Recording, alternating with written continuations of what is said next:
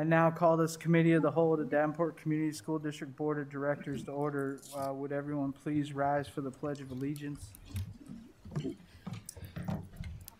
I pledge allegiance to the flag of the United States of America and to the republic for which it stands, one nation, under God, indivisible, with liberty and justice for all. All right, thank you.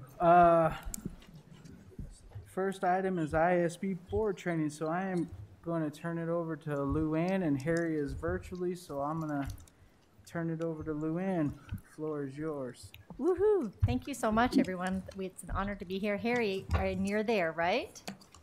I am. Thank you. Oh my gosh, the voice speaks. Is it possible to see Harry by any chance? Thank you. So Harry, we're going to get you on screen so people can see you too.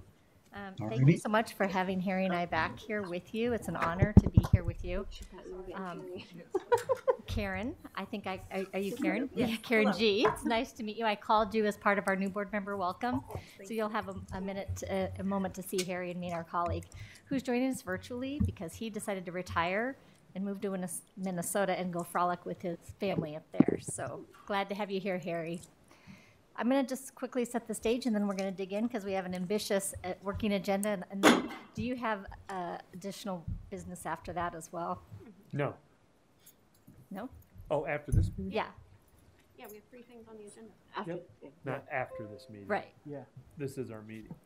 We don't have a closed session. I'm sorry. I just meant the workshop. After the Oh, workshop, yes, you've got we other do. business. Yeah, we have other items on our agenda. Okay, Yes, so sir. we'll just dig right in. That's So next week. Where we I'm sorry to be confusing. So I'm just going to set the stage for this evening. Over the last, I think I started working with you a couple of years ago after the last election. And think about all the work that you've done and how far you've come and the progress that you've seen in terms of how you've come together collectively and developed some effective governance practices. And we're really so proud of that work that you've done and proud to be part of it with you. As part of that work, we've seen evidence of progress, and we know you have. We've seen it in your board reflections. We see you working cohesively together. And I might add, really excited that you were honored recently at our convention for your Better Boardsmanship Team Award. That's awesome. And Award of Honor for your superintendent. All to say, thank you for your commitment to learning. Research tells us that learning together at the board table is one of the traits of highly effective school boards whose work is related to significant changes in student learning. So thank you for that. As part of that work over the last year and a half, 2 years, you've dug into and have really developed some effective governance and leadership practices that you've put into your work. And alongside that, we've helped you develop some foundational tools that we're going to go back, review, and do some activities around. So with that, let's go ahead and get started. Let's take a look at your packet in your folder. Harry, is there anything else that you wanted to add to that? I just think that one other comment is when any team adds one new member, welcome Karen, or several new members, the dynamics change. And so we just want to acknowledge that you're spending time together to shape how you're going to lead, because your team isn't going to be exactly like it was before the election. So we applaud you for setting aside time to do this work. So that's it for me, Lou. Thanks, Harry. Let's take a look at page 1 in your packet. And at the top of the document, it says Government Information Flow Operating Protocols. That's a real fancy word, fancy title. This is actually your work. Remember about 2 years ago, Siobhan Snyder and I came and worked with you. And back then, you said you really wanted just to think about how you communicate as a board team and as a superintendent board team. And we did this activity, needs versus wants, if you think back then. And out of that work came a list of communication principles. And after that list, Harry and I dug in, worked with you on a deeper level, and did some activities. And from that work came a drafted set of statements that you have said over a couple different meetings that these look good. So on this page, the protocols 1 through 9, these are really agreements, operating agreements of how you've said you want to interact with each other with communication and information flow for good governance. Now, it's a living, breathing document. It's your document. You can make changes. But just sharing with you the latest iteration that we've updated for you just with the date at the bottom. Harry, I think you're going to, let me just take a minute and let you just skim these 9 protocols just to refresh your memory. And then Harry, did you want to lead it activity now, or do you want to give people a minute to skim those? Yeah, I'd like you to skim them, but as you skim them, I'll repeat the question when after you've had a couple minutes, is just be thinking about or ready to share an aha or at least one insight. In other words, how do these make a difference for your board? And you might want to hone in on one, or you might want to speak in general about them as a whole package. So as you read them, just kind of have that in your lens or your filter. What's an aha or an insight, or how do these make a difference for your board? Thanks, Harry. And Lou, you just give me a signal when it looks like most folks have had a chance to kind of skim through them. Thank you.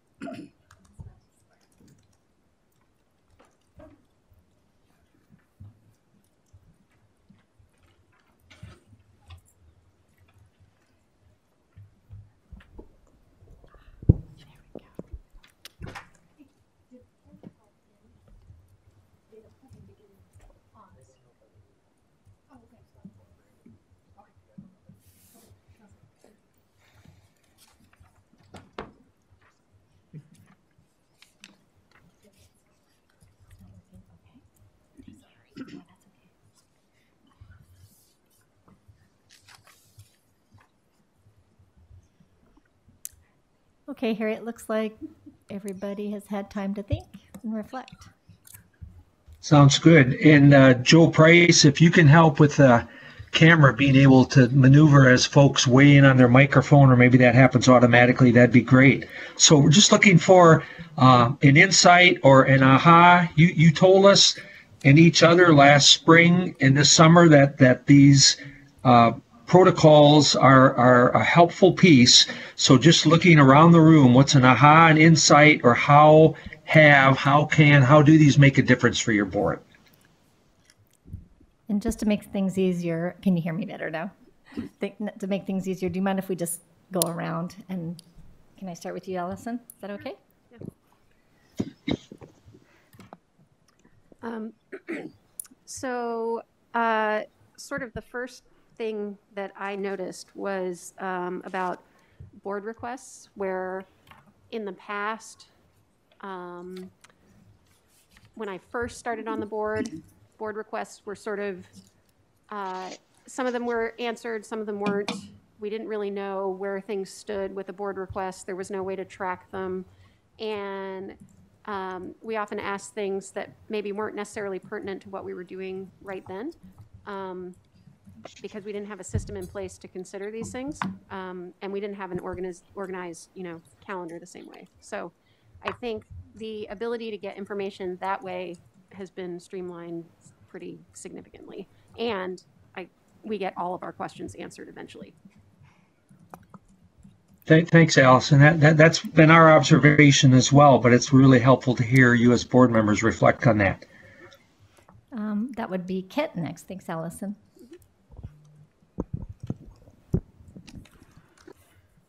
Well, I think one thing that in the last couple of years is the formation of committees. Some of the committees were in place, but maybe not active enough. And so I think the whole committee format has been helpful. And one thing that Harry has hammered home time and time again is that the committees are there to serve the board. And so there has to be, as it's stated here, two-way communication. Thanks, Ken. Music to our ears in terms of, and thinking for Karen Gordon in particular, it's not the board serving the committee. It's the other way around, as Ken said. It's the committee serving to help support the work of the whole board. That's nicely stated and good to hear. So Karen, as a new board member, this is brand new to you. What is an insight that you can share?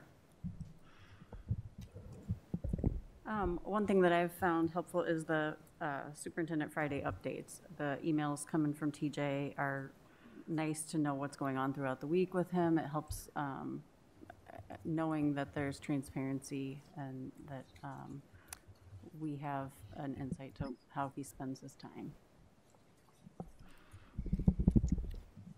Harry, any comments? No, I'll try not to comment after each one here. So self-control here. Self-control. You just jump in when you're ready. TJ? I didn't think I was going to get to play. Oh. So, We can come back to you if you'd like. no, I can speak about any one of these. I think that the board request has been way better streamlined as I look back over the last 4 years. They're directly connected to an issue that we're talking about, something coming up, and they're improving. And I think Brenda's done an excellent job of collecting them and sharing with the updates with where they are. And I think that's been very transparent. Well done, Brenda. That's been an intentional act of you all to make that streamlined, and that's one of the things that we're talking about of evidence of progress. Thank you. Dan?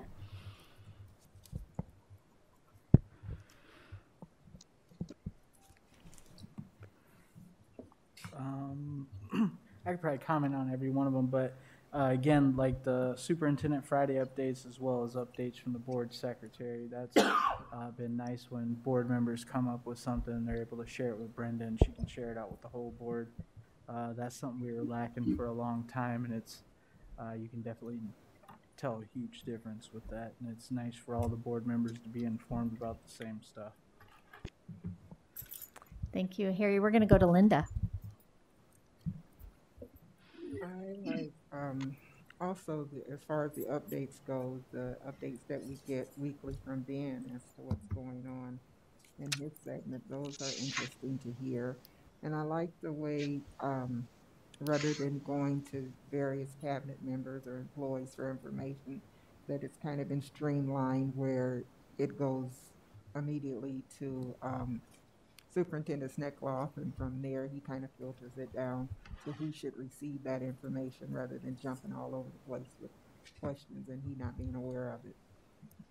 Thank you, Linda. And Bruce?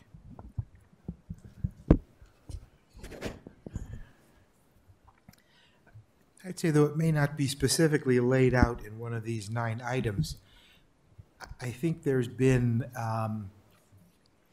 more anticipation of what we're going to do and knowledge of what we're going to do, as opposed to looking at an agenda and saying, what's that about? Where'd that come from? How come we have to vote on this now? We haven't even talked about it. And I think that comes from establishing that long-range calendar that we talked about, where it's not like all of a sudden somebody comes to the board president, the superintendent, and says, oh, we got to vote on this tomorrow because this is due next Tuesday. And I think that has been one good procedures.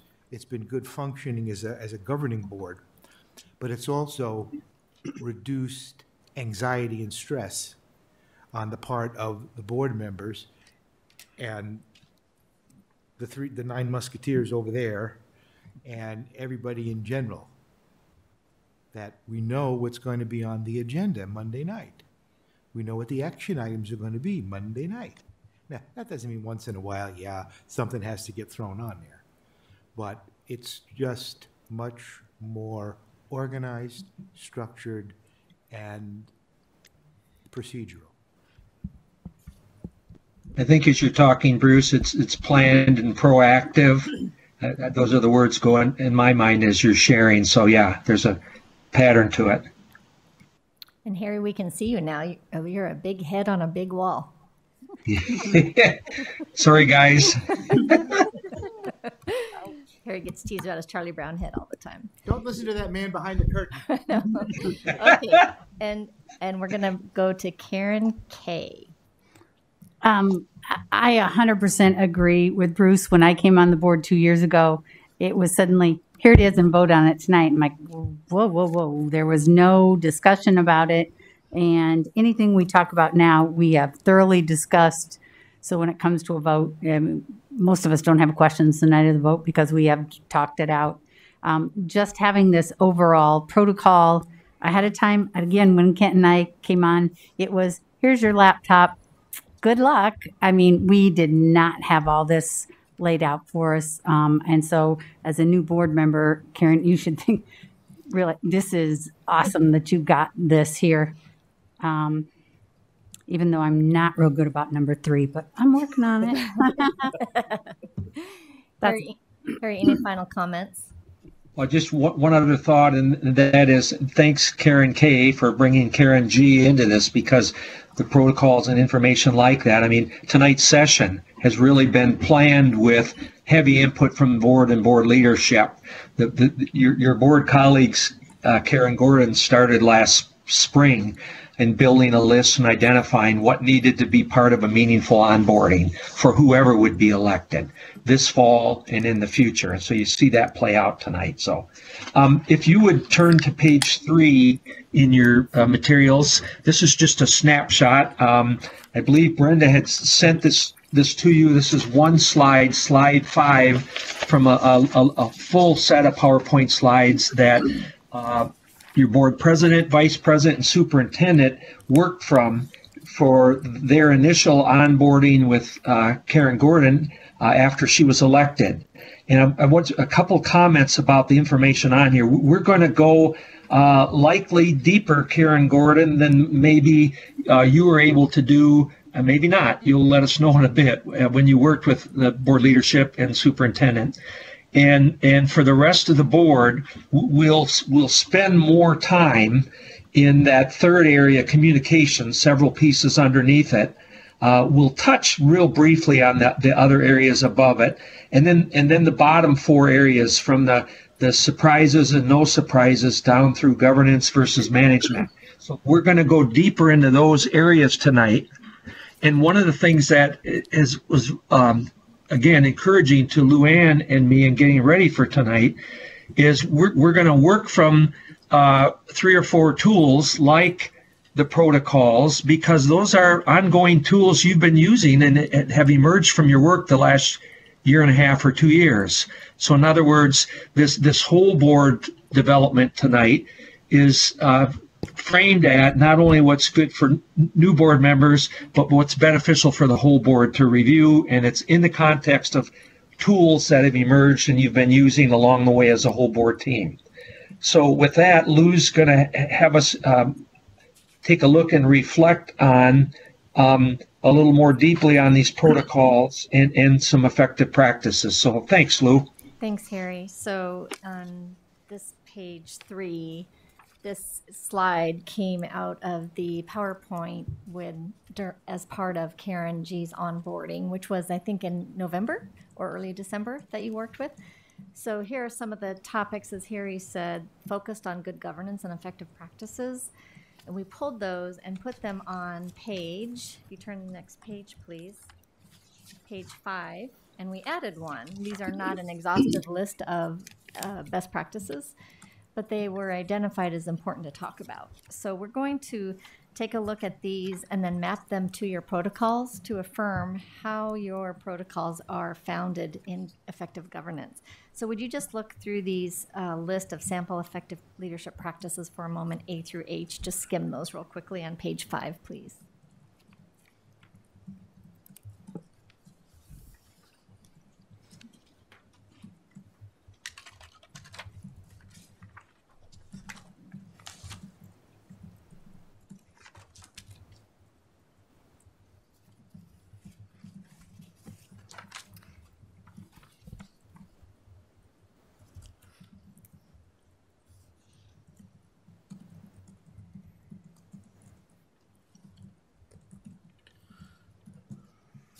The item that Harry and I added was H, keep focused on district goals, priorities, and student learning. Are you comfortable working in pairs, or do you need to stay apart? What is your comfort level of scooting together? Is it okay?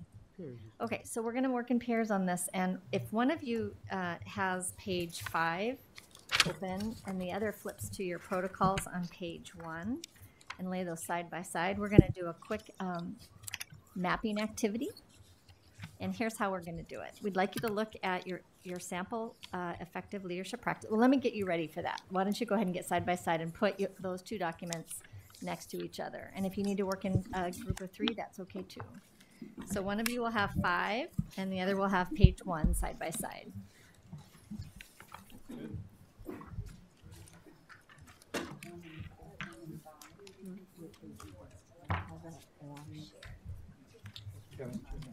Okay. So Harry and I did this as practice, and this is what we did. So if you take the first effective leadership practice A, which is, we talk about this all the time with boards, information for one is information for all. And you talked about that earlier in your protocols. Which of the protocols do you see that directly aligns with? And when we're doing this, we're saying really obvious, because you could do a stretch with all of these probably, and a lot of these will be information for one is information for all. But which do you see really rise up and match? Well, Harry and I said A matches 1. Information for one, information for all matches 1 planned agenda topics based on board information needs and anticipated questions. Do you see why we picked that? Okay. Because we want board agenda items to be focused on board member needs, information for all. So we said A goes with 1. And then we said, well, if we look at protocol 2, board committees, look at that second bullet. You talked about this earlier when you were looking at the protocols, that there's 2-way communication, that the information is for everyone, not just those on the committee members, and that you work really hard. So we said A also fits with protocol 2. Do you see any other protocols that A lines up with? Anything else that jumps out at you?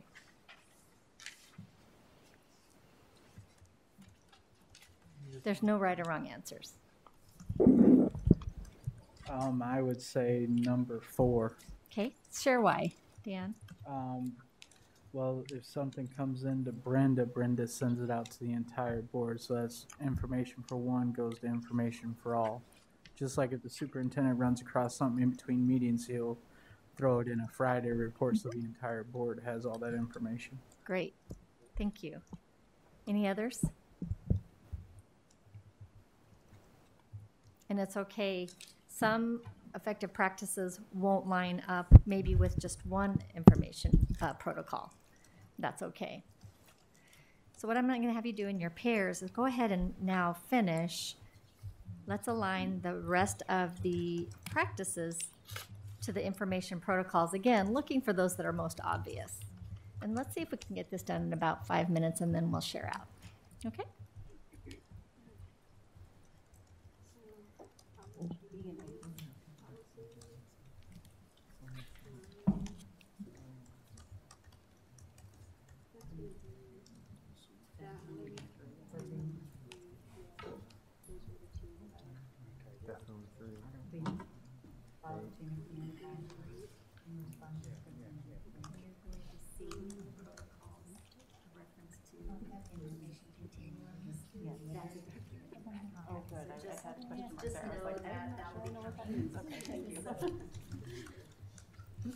Okay, so avoid surprises at the board meeting.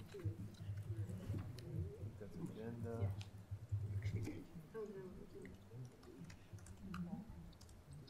3.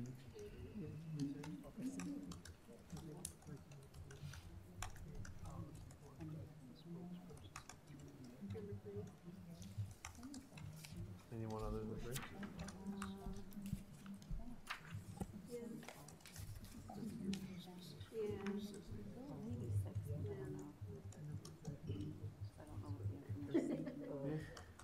You can put it on any one of them.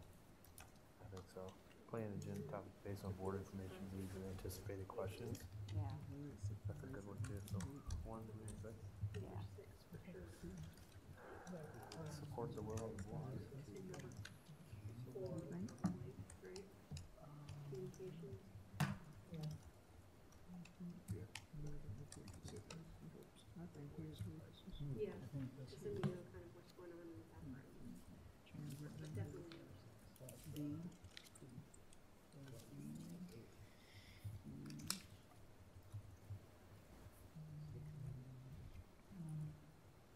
Yeah, I would agree. Stay focused on agenda items.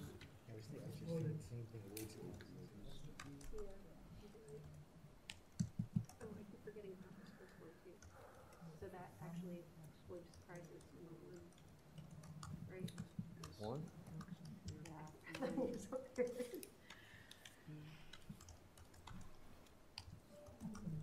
So, yeah, I agree, the committees, consistent with priorities. Policy and procedures probably come out some of the eight.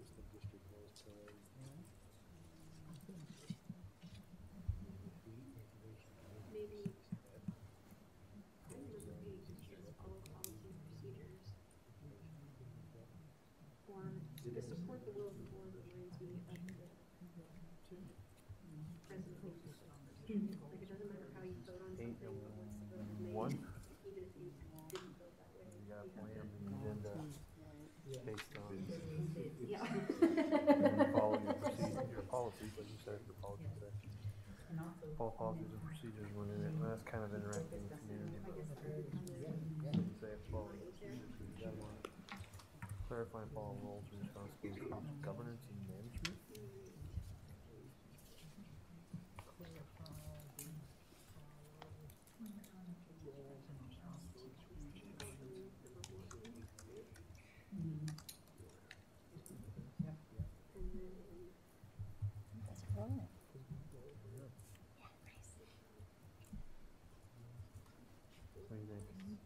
What do you think?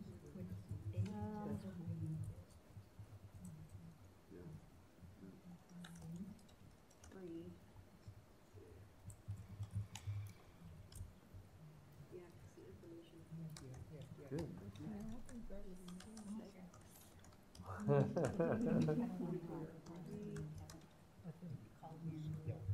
Four.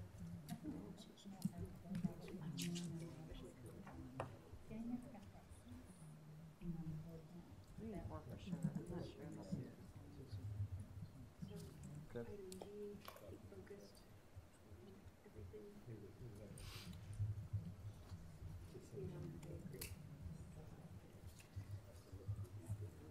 Yeah,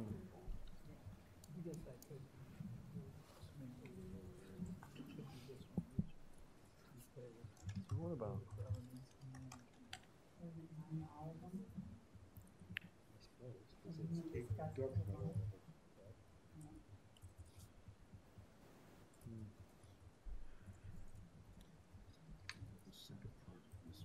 Yeah. Or provide time for superintendent board to discuss for requesting and understanding. See if you can get done in another minute or two. Interacting, you know, discuss the progress. It's almost like we need another one. That's about. Is there a chain of command? Number 8, kind of.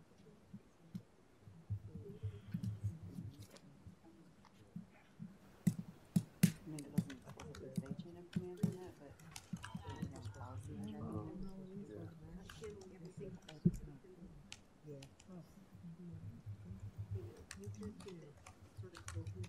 Keep focus on district goals, priorities, and student learning.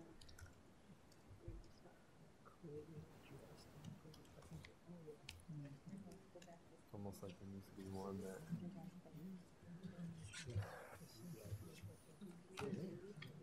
Communication.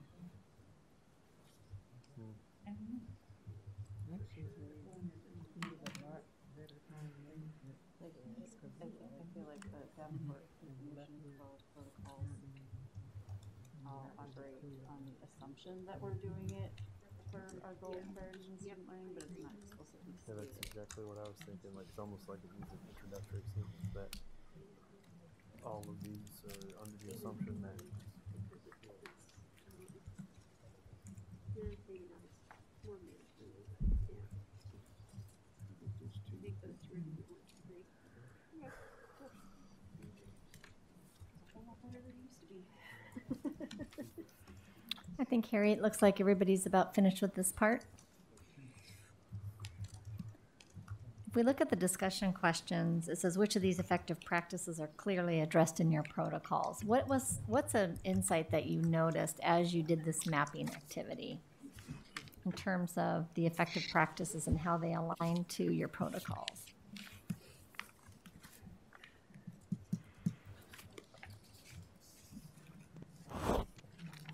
TJ? I think Karen G had a very good observation. Karen? Sorry about that. Yeah, thanks for putting me on the spot there. I noticed that our Davenport information flow operating protocols seem to operate on the assumption that we are focused on district goals, priorities, and student learning, but there's nothing that explicitly says that, so we should probably add something so that it's explicit instead of implicit. Okay. Harry, did you catch that? It sure did. Thank you. Music to my ears. That's a great insight. And that's an example of how this can be your document. It's not ours, and it can continue to grow and improve over time. Any other insights in terms of the crosswalk and how your protocols are founded in effective practices?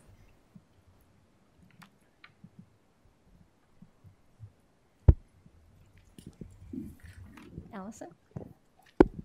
Well, one thing we noticed is that, or when we mapped it together, the effective leadership policy C wasn't really addressed exactly. I think we said number 3 was the most closely aligned with that, but it wasn't, clearly laid out. So we made the assumption that, that's whatever the outcome of a vote is, everybody supports it, no matter how they voted individually, right? And then you let the board president share that information. And you're talking about then E, supporting the will of the board, and then C, Yeah. too? Yeah. And we also... Sorry, mostly C. C, okay. And you're right, that one was a little bit of a stretch. And did anybody else have a different place that they put C? That the board president... We put that on number 8. Number 8, can you talk about why you put it there? Because that's actually one of our policies, that the board president is the spokesman for the board when interacting with the community and staff regarding concerns and questions or needs. Mm-hmm. I think it almost even spells it out like that in the policy. I don't know it word for word, but I think it just says the board president's the spokesperson. So 8 can deal with not only the chain of command, but also who's speaking on behalf of the board. So we just did this activity just to show, again, how the effective practices align to your operating protocols. But we'd like to just look at the last question now and think about what are some next steps to ensure that these protocols become embedded in the way you do work together, that it's not just a document that Lou and Harry bring and we talk about every now and then, or it's something that you revisit every 6 months, but how can you ensure that these become a habit of practice? I know in the effective meetings that I'm in, they're discussed at the end, kind of like what are your takeaways. So if there are actually norms, then maybe they're discussed, or if there is something that needs to be brought to the attention of the board president or myself or anybody, really, it can be discussed. Thanks, TJ. And I like the notion at the end where it says discuss 2 times a year, are these fitting our needs? I think that's one of the ways that we can do that. I think that Karen's example is a great example. So actually carving out in your board development calendar, putting this item in there twice a year, and then revisiting it and thinking about are there any revisions to it? Great. What else?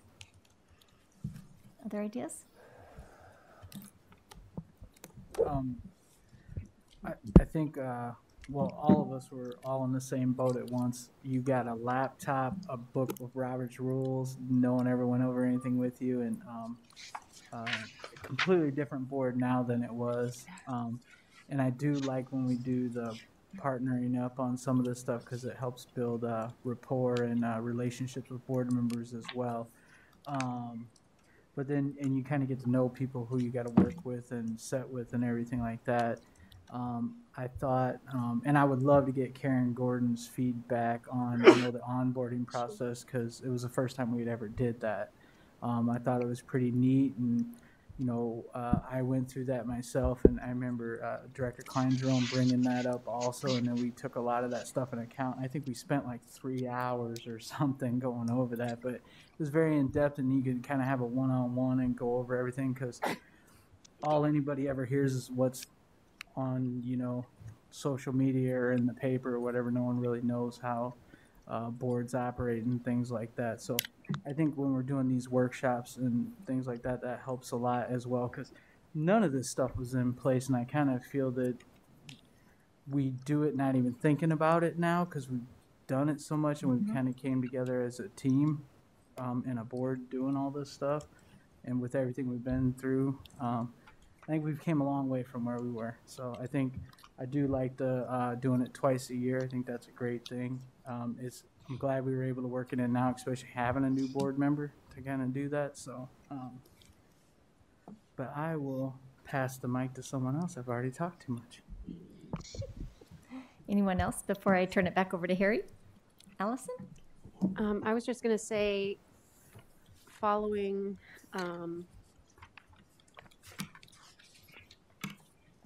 protocol number 1 in particular, by planning the agenda, we make sure that we, even if it's, I've noticed that like the board reflections, it's written in the agenda, but we're at the point now where usually, somebody reminds Dan if he forgets to say it's time for board reflections, which almost never happens anymore, and so having the agenda planned the way it is with few surprises, I think will help us continue making sure that we're sticking to these types of things.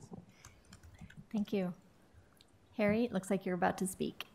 Sounds good. I was going to say, and Allison, I think that's such an important piece, a good reminder to all 8 of you, 7 board members and your superintendent, that while the board president and vice president have some specific roles, it really is, it's going to help you function well, and it's a responsibility of the whole board to help these embedded steps or practices or habits to ensure that if we miss a piece, that somebody's saying, hey, what about this? And keep coming back to it. And it's a very good sign.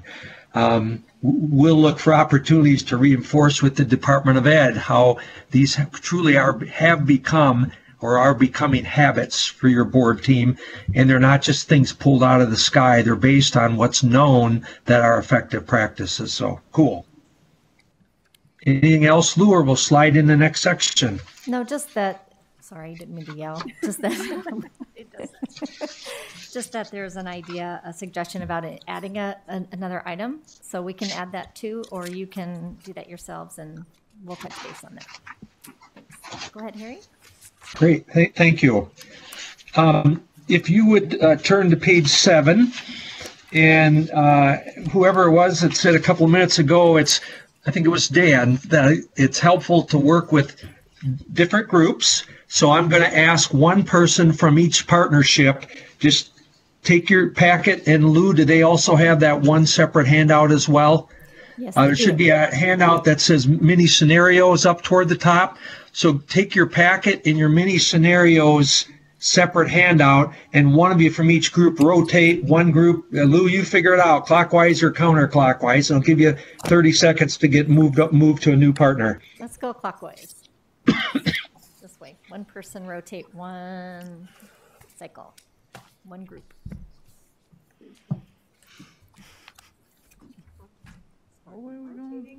Yep, one person just go to the next. So you would go there. Yep. So Karen or Bruce, one of you would come over here. Bruce, never mind. There you go, Karen. Or just find somebody new, whatever's easiest. There you go. There we go. All right, we got it. There's the advantage of having Lou there in person in the room. Okay, so I'm going to ask you to just take 1 minute. And Kent, you reinforced this earlier on this evening about the effectiveness of committee work. And this is the first page of a 3-page tool that emerged last year, and you practiced and kind of worked your way into it. And this page was dedicated to, as it says, how do you maximize the whole board and board committee communication. So I'm going to ask you to take about 2 minutes and just skim this page.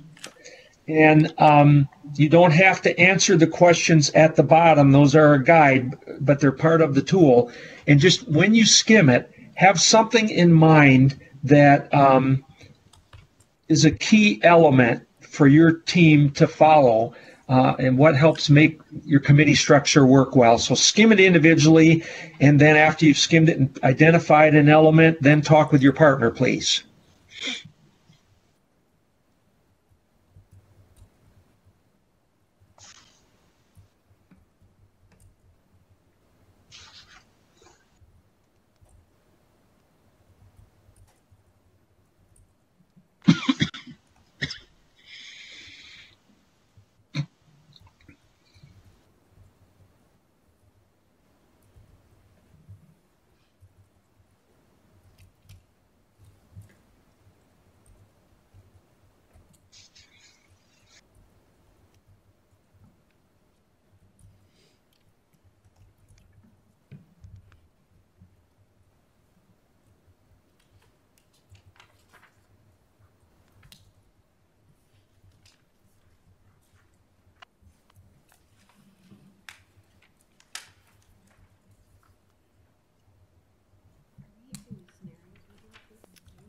No, just the. You're just looking at the whole board communication framework first page, not the scenarios yet. Correct. And then just go ahead and talk with your partner now. What's one key idea or element or thought that emerges from this page that's really essential? What have you found works well or is needed, and why? Go ahead and talk with your partner, please.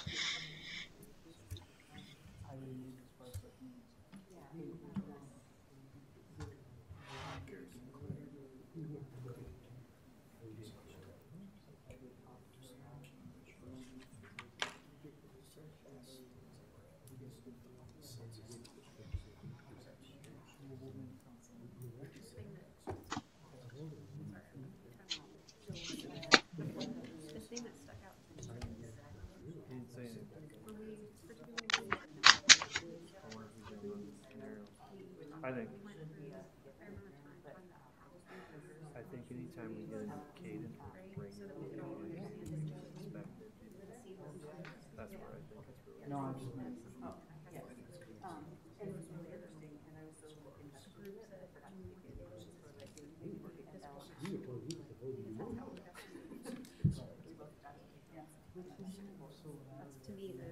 Yeah, and it shows the previous 3 years, you know, there's a COVID year. It's all gummed up, but you can see. And I know we talked about it.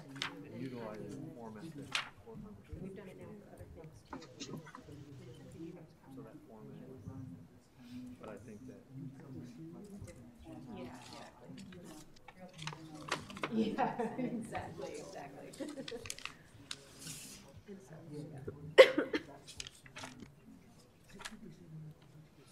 Okay, I would just ask a couple of small groups to share an insight. What makes this process, your committee structure, work? What's important to keep in mind that's important for, and why? I'm going to ask Help me. Allison to start. Thank you. Because I was eavesdropping and heard a good one, and there might be Perfect. another one too. So we kind of noticed the one that says how the team wants the information provided, and we haven't necessarily done this. Well, we have done it with our committees, particularly the finance committee, actually. The first time I saw sort of the question of how the team wants the information provided was when we were going over the citations from the state, and we discussed a number of ways to get the information that we would be able to understand and explain it. And so we've kind of gone through that in in a little bit of our committee work as well, but we continue to do that with all of the information that's presented to us.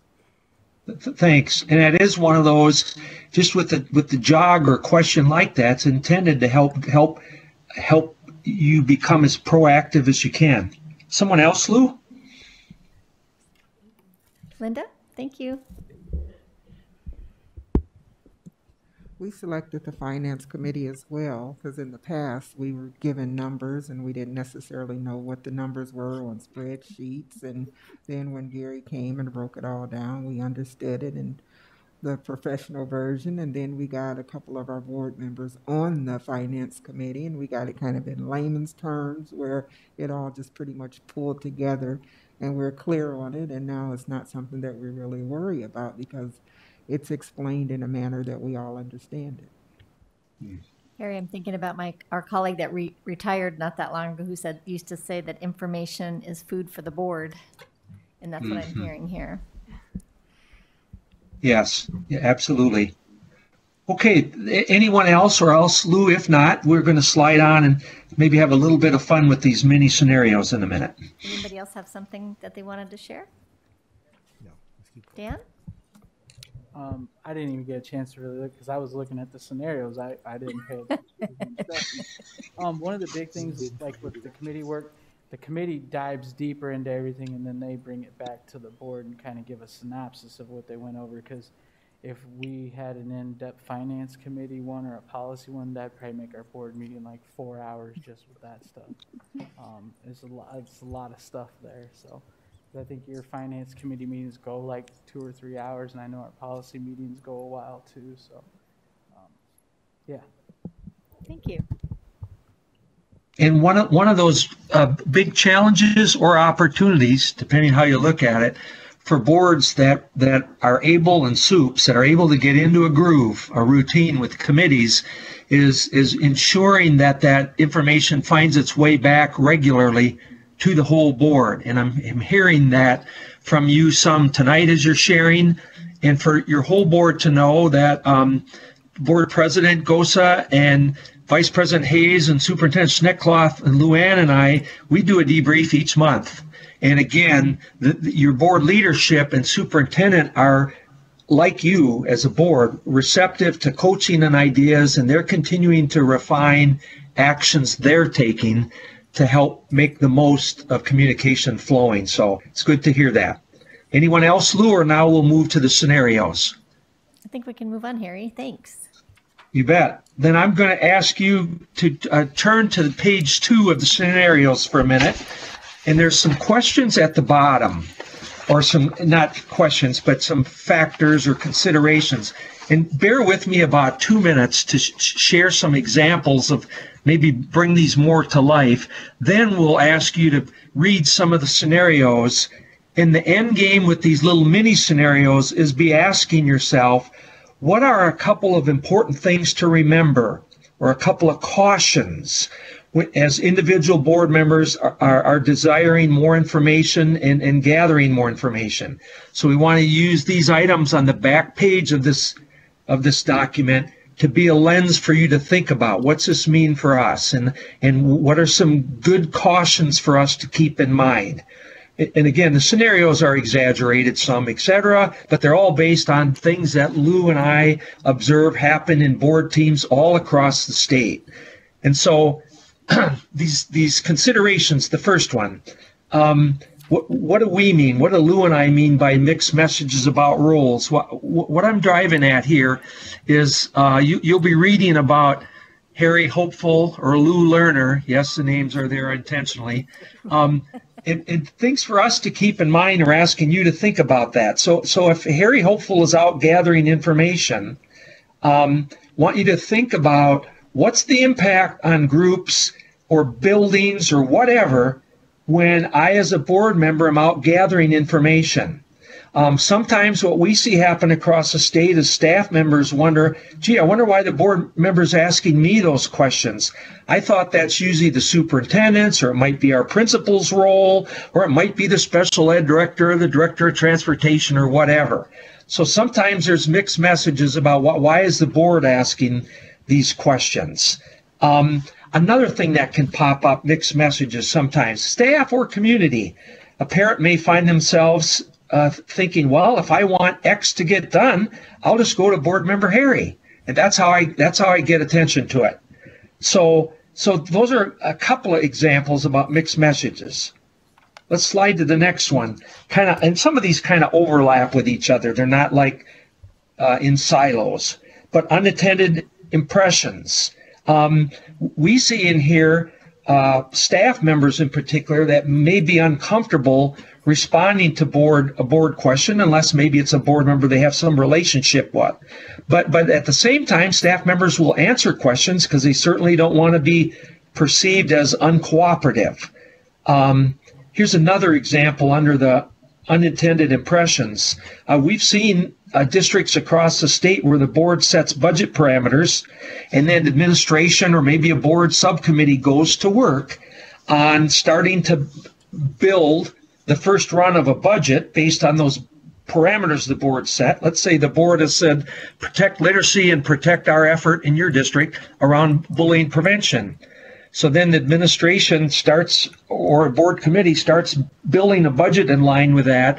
And then as individual board members are out interacting or seeking information or perceptions from the community, the people who are giving them input may get the impression that the board member is going to protect their area.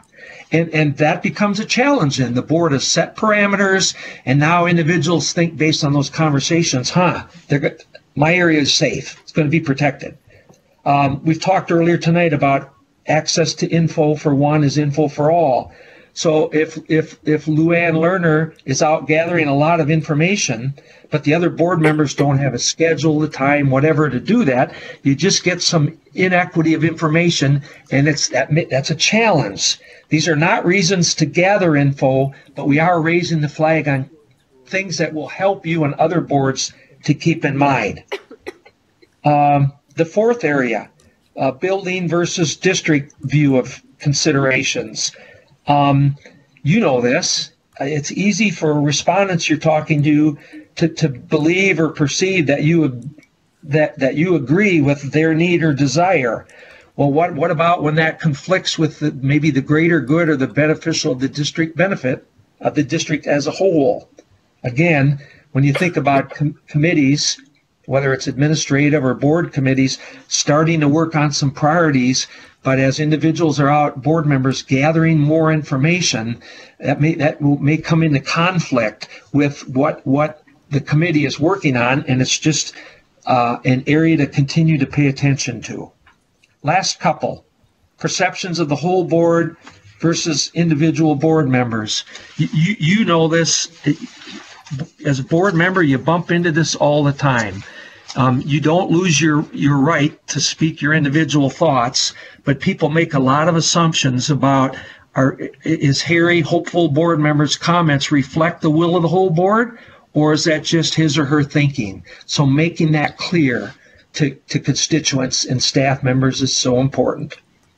Whole board committee information flow. Again, an individual board member may be gathering info that's out of sync with the planning that the committee's doing. And so, again, confusion maybe or uncertainty out in the community about, or in buildings, where are we headed here? The last two, this is probably the key from our vantage point, ours being Lou and mine, is you're going to hear things when people come to see you, or when you're seeking information from them. And it's having a robust discussion as a board. What's the impact?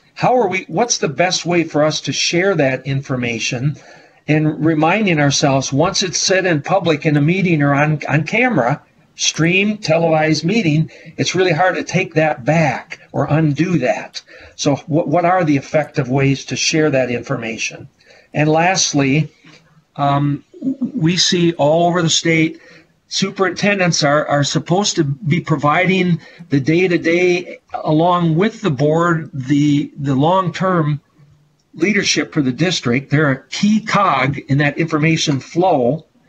and yet sometimes the superintendent may not be in the loop about what board member needs are for information.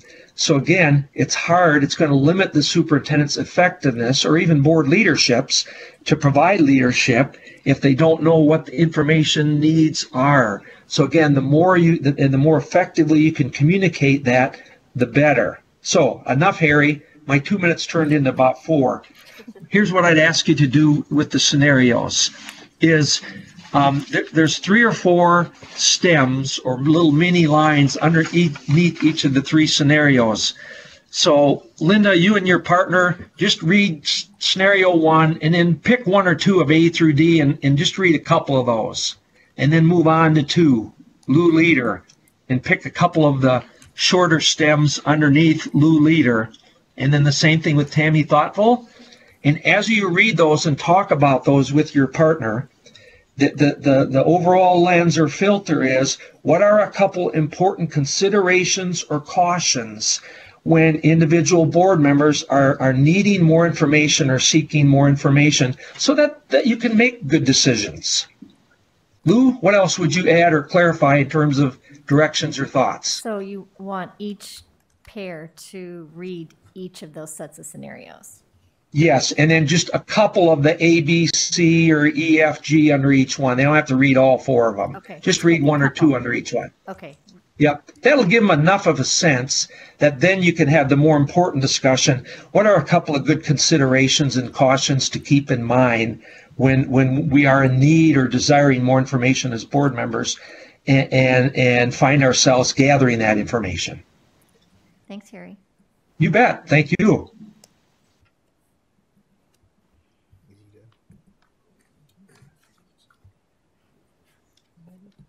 Go ahead. Question? Yep. Okay. We're good, Harry. That sounds good. And again, big backdrop, we're not poo-pooing doing this, but we're saying there are some very real cautions and considerations that come with it. That's all.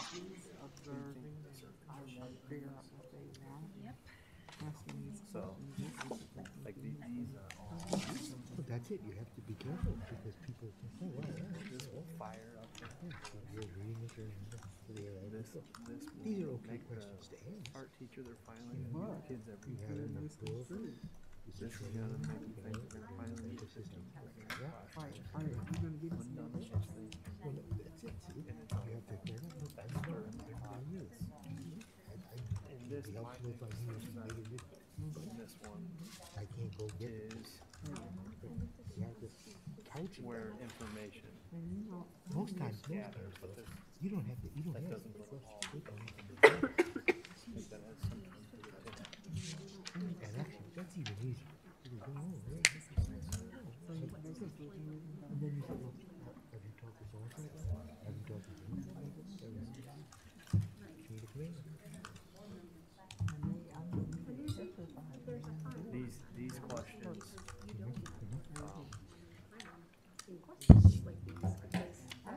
sometimes that happens with Tammy Thoughtful? you know, Yeah, I kind of put her really in influential parents in the community, and they call you, and it's like, what are you doing about it? But I think one of the things that the message we also. have a clear picture of I think she could probably go somewhere else too. this is why we're choosing to do this. So I think information is really important. The other thing about this scenario is just that, and we talk about all the time, that conduit. There was a void in our district for a long time where our principal didn't know who to tell. Yeah, 'cause she's hitting this maintenance thing at 2 different levels. That's, And I think we're heading back in that direction. Message, unintended and pleasant.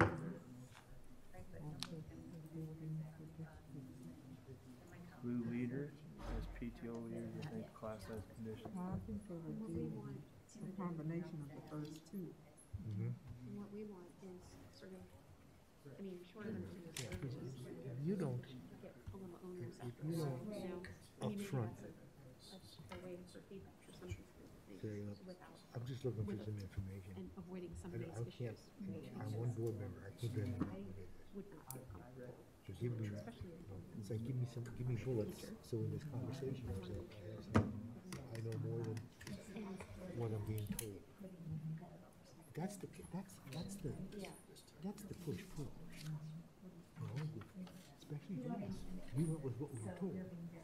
Yeah, I think about so. Yeah.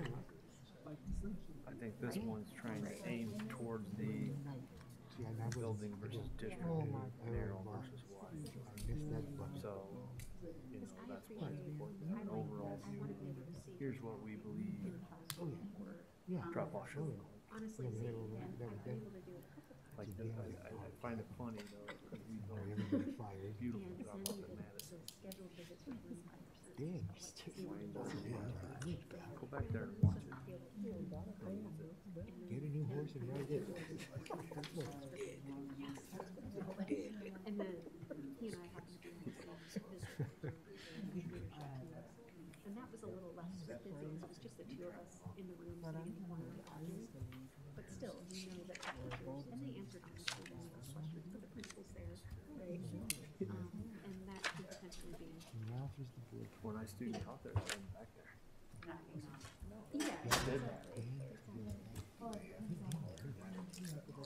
I think they had the property back there, but when I student taught there, they had an agreement. What is that? Is that a nursing home? So they let people go there. Or something back that direction. And for me, I really just want to see what it's like. I mean, it's been a long time since I've been back. Yeah, I think that's more of a narrow versus wide. You know, for parent visit days. I didn't read the last one. Yeah. I can see he's grown into the chair. He's grown into it. Yeah. Yeah.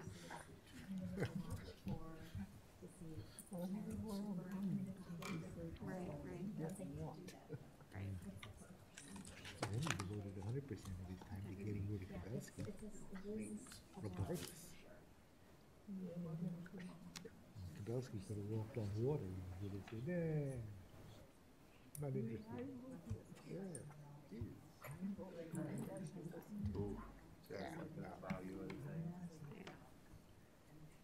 That's kind of like the days. I think you could accomplish that by, I want to see surveys from teachers, professionals, Yeah, being observed, yeah. which we got. And now it's at the point where I'm like, whatever, they get me, how they get me, but it's not the same, I don't have the same type of, you know, checking boxes, That's a supervision. function of, you know, they say superintendent, but it's really, in our district, superintendent. Yeah. So like right here, that's our, our board comes and say, that's not good enough. So finally, I remember when I finally said, okay, I'm changing my vote. So I think that that's, that notion of, Ralph was in front of the bus, and he looks at this. I think that also has an impression. 2 years ago, they closed it. Trust. We were here for breakfast, What? now it's time for lunch. And they're still Didn't they eating. present that to you? We don't trust. Somebody's got to Or like for us, ring teachers. Yes, Ralph wants to go to the person. Can you leave? Yes, I can. As much. As it turned out, the other guy we wanted, And you may be Sioux different City, because when you were in the classroom, I think because I didn't sometimes think he people would have feel taken the that job. I think all of these scenarios lend itself to have that, this board member. where someone has information. That was the guy from St. Louis. The super. Access for all board members. Yeah. And that's again setting No, he's in the classroom for, he's in Virginia. Virginia School. And that's when I initially glanced at it, just thinking, so And he's not in principal. He's in He's I remember my first, and he has everywhere I've been, the first time a board member walked in the classroom. yeah, they're probably Or asks you a question. It has a lot of, it's not a teacher. he didn't actually say it. He did on me. He's getting paid as enough to do that for the new I'll budget. never forget. Yeah, yeah. And then every once in a while somebody goes,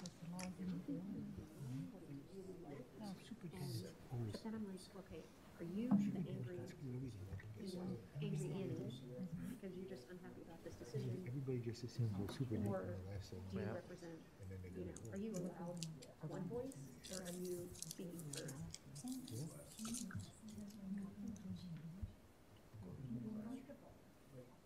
too. I don't think I'm not sure that he's sold the house yet.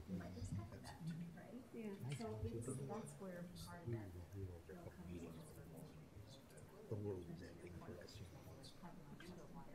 Nice place. Right. But being really thoughtful of those other Yeah, Let me always, just do a quick check. always Just a quick check. Do we need a couple more minutes? very disruptive, especially. Thumbs up? We're good? Harry, I think we can go on for the conversation. Great, thank you. So looking for a couple of folks to just weigh in, so you hear insights from somebody other than just your own pair. But what would be a consideration or a caution when individual board members are desiring more information, gathering more information to help inform their decision making?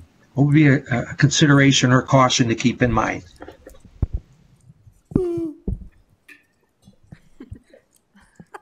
I think Bruce is ready. All righty.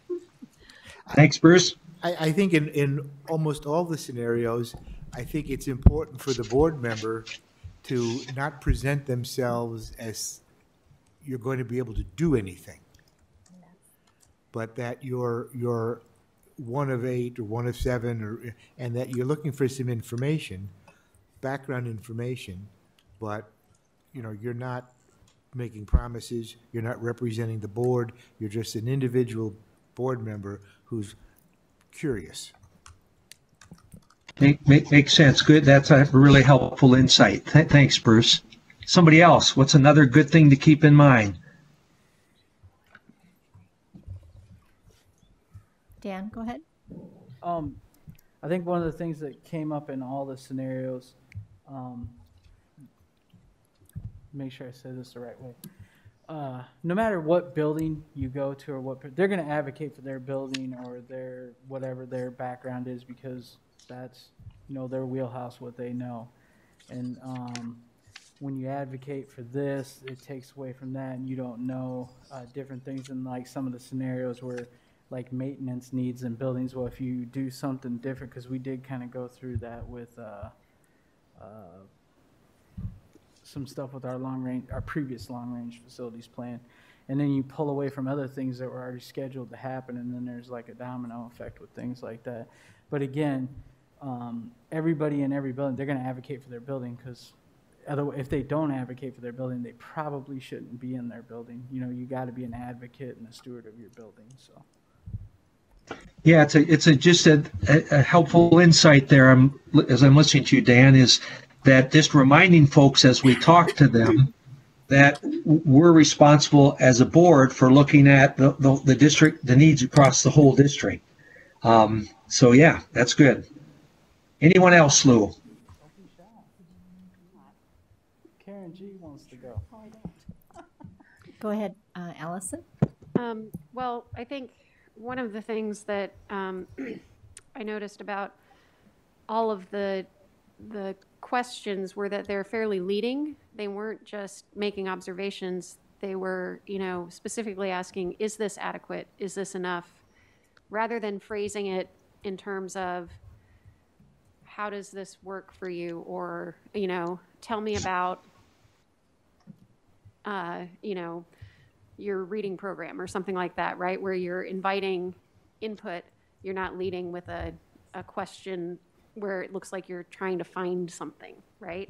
Yeah, that's really helpful, and that has good implications for even when we're at the board table as board teams. What kind of questions are we asking, and how do we tee those up? Really helpful insight. Yeah. And then one of the other things we talked about was how, as board members, when we do visits that are scheduled and have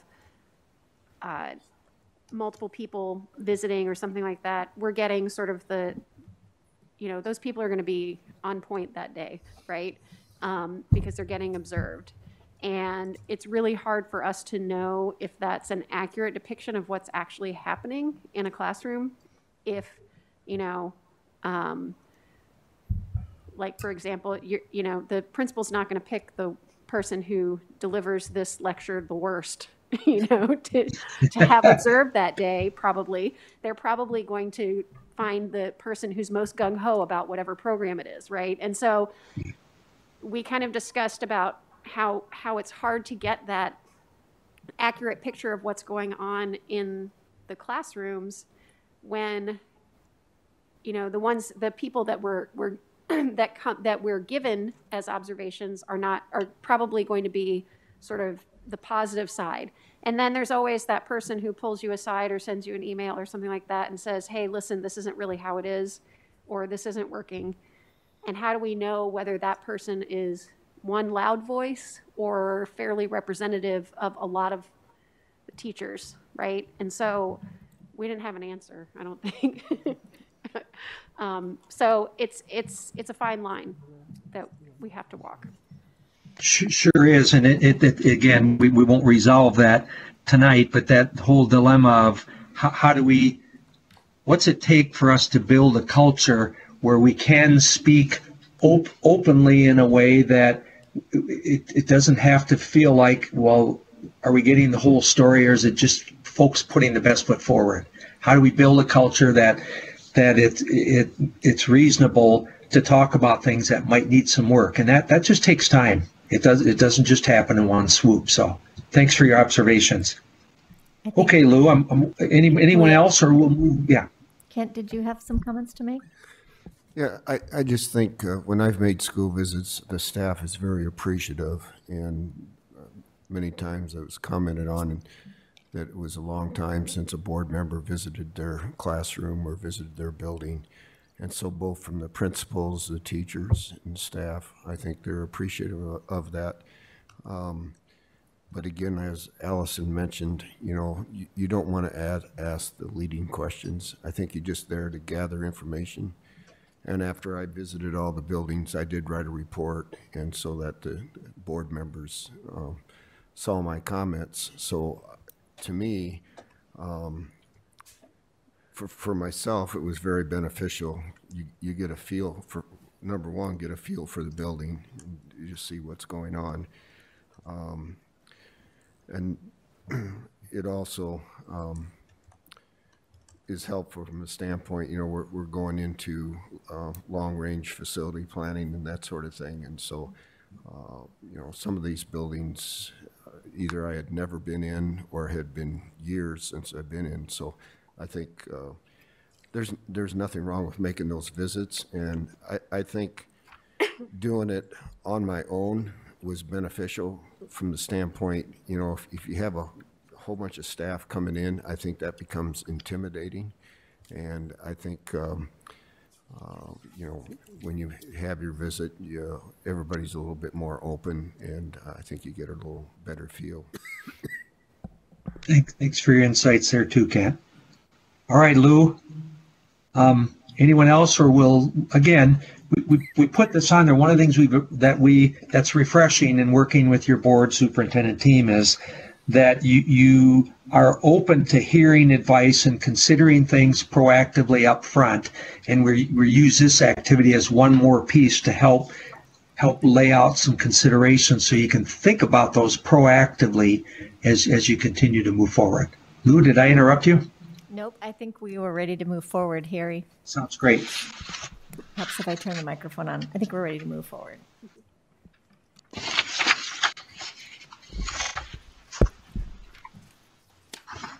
So were you going to do this next part, Harry? Or No, the responding to concerns? Okay. Yeah. I'm expecting that one in your lap, but I can... Nope, that's fine. I didn't know if we were going to move to doing the sample questions, but I'll take the next one.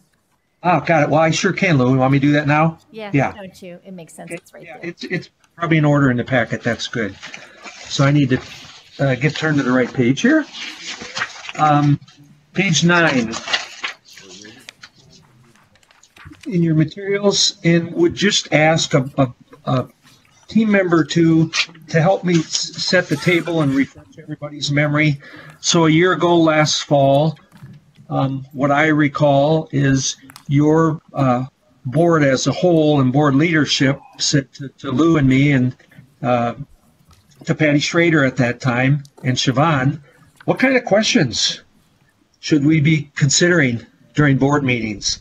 And that really led to some work on our end. We brought some samples, shared them with you, did some refinement on them, and that led to this tool.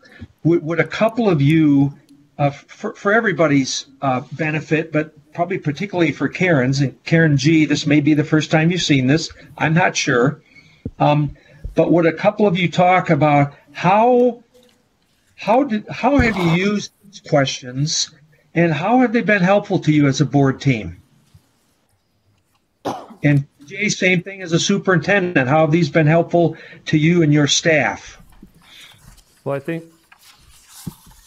the first thing is if you begin with the end in mind, we've been trying to purposefully load these inside of our presentations, start with them in our presentations during the planning sessions in our presentations. And so knowing the things that the school board's going to ask us really helps us load. And you'll notice that we have a predictable cycle for data and a predictable cycle for how the data is presented.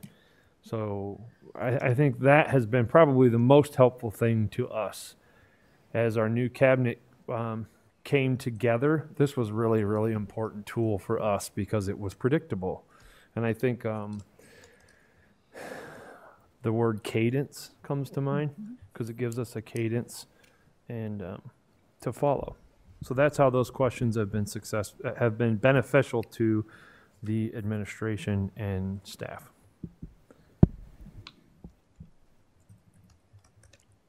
How about board members?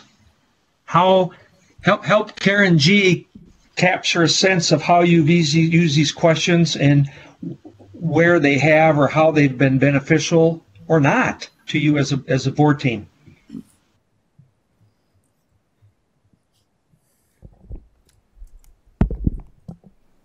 I actually wanted to say that I used to attend board meetings really frequently about 3-4 years ago, and I've noticed the change in using these types of questions to initiate conversation and discussion, and how much clearer the information flow and discussion is because of having these questions. And I know, aside from back when they didn't have that baseline to go off of. That's encouraging to hear, Karen. Thank you. And by the way, and I would defend these out to the ends of the earth. These are robust, board-centric, appropriate questions. They are questions from the board's perspective that a board ought to be asking. And Lou and I are equally encouraged by your superintendent embracing these questions and saying, yep, these have to be at the forefront, these kind of questions, because they help keep our district on course. Anyone else?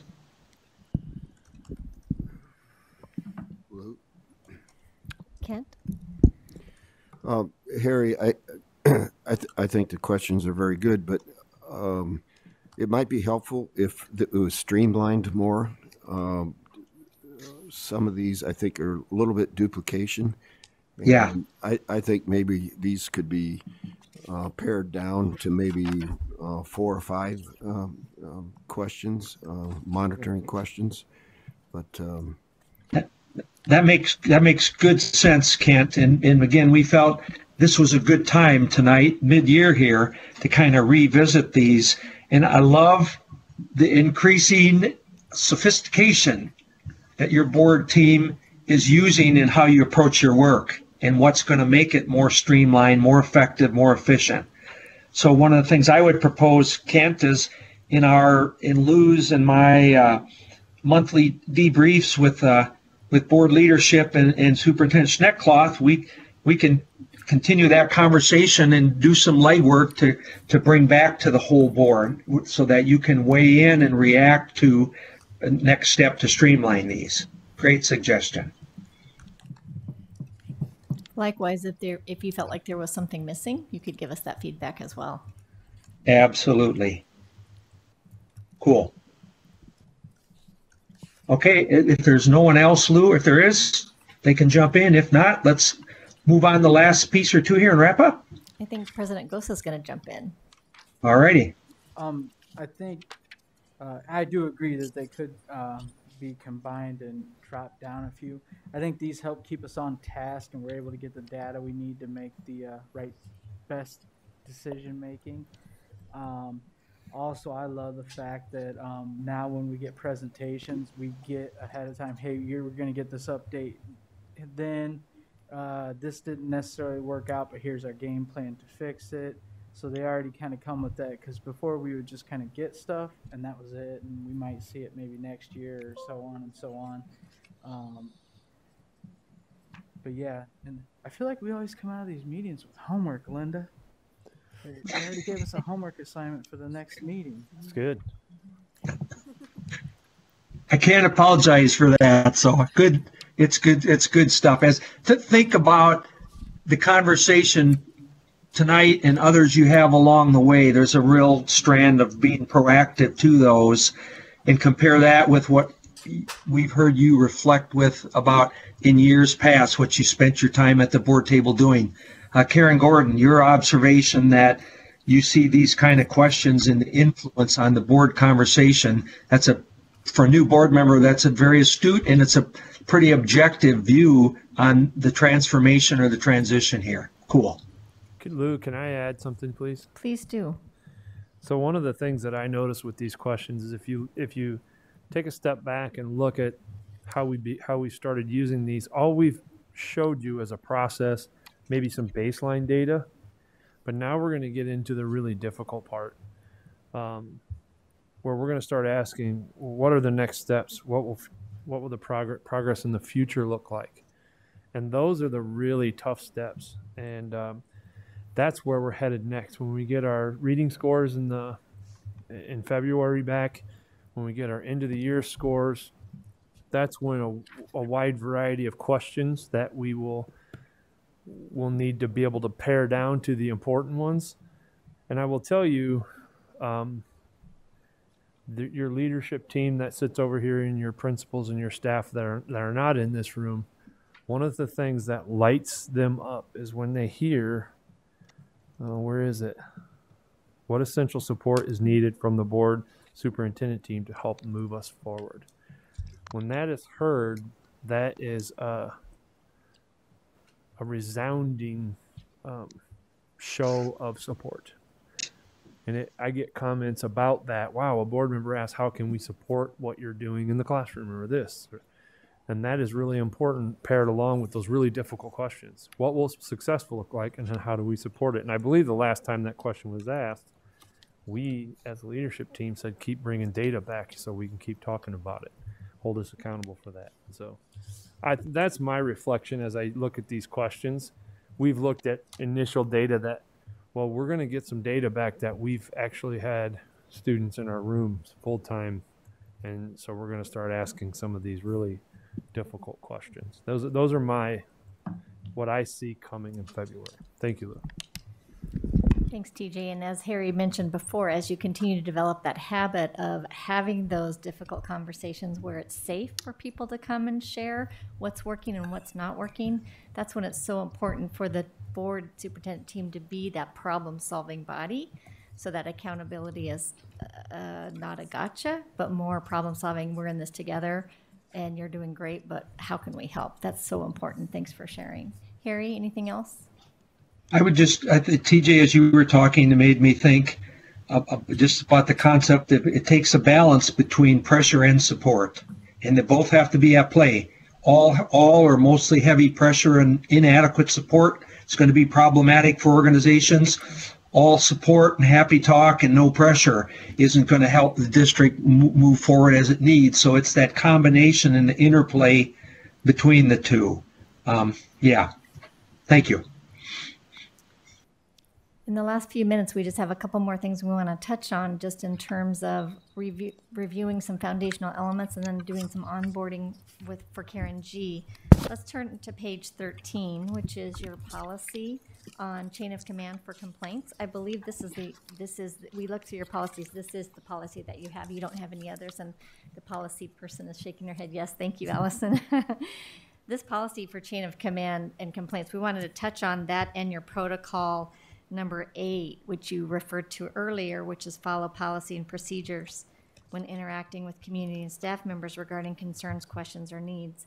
This is really important, and this is one of the, when we get requests for board workshops, this item rises right to the top where we get questions from board members or issues.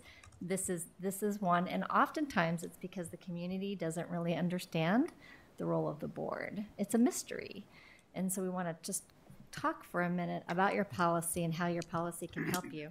But if you look at your chain of command for complaints policy 903.19 and take a look at that first sentence, it says the board recognizes situations may arise in the operation of the school district which are concerned to parents or other members of the school district community. What's that tell your community? You're not perfect. It's okay that you are in continuous improvement, and it's okay for them to come to you. However, let's take a look at the first sentence in the second paragraph. The board firmly believes concerns should be resolved at the lowest level of those individuals closest to the concern. And we like to point out policy to board members just to keep in mind that the policy is the voice of the board. But let's talk just for a minute and help Karen and others understand the community why it's important to follow that chain of command and guide people back to the source closest to the issue. When oftentimes board members, and not just, it's all across the state, you're elected because you are service oriented and you want to help people, but sometimes board members feel compelled to want to fix the issue because they're well intentioned and they want to help, but sometimes inadvertently trying to fix the issue can send some mixed messages or some confusion. So why is it important to send people back through the appropriate channels?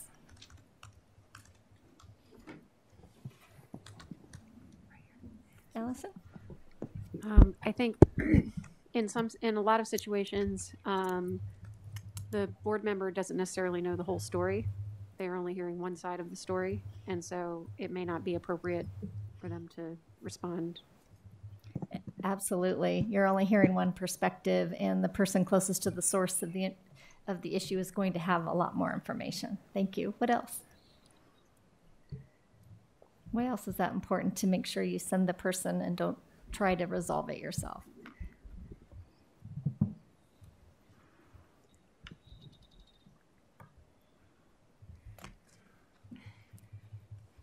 You guys are all the experts. You do this. Bruce? Thank you.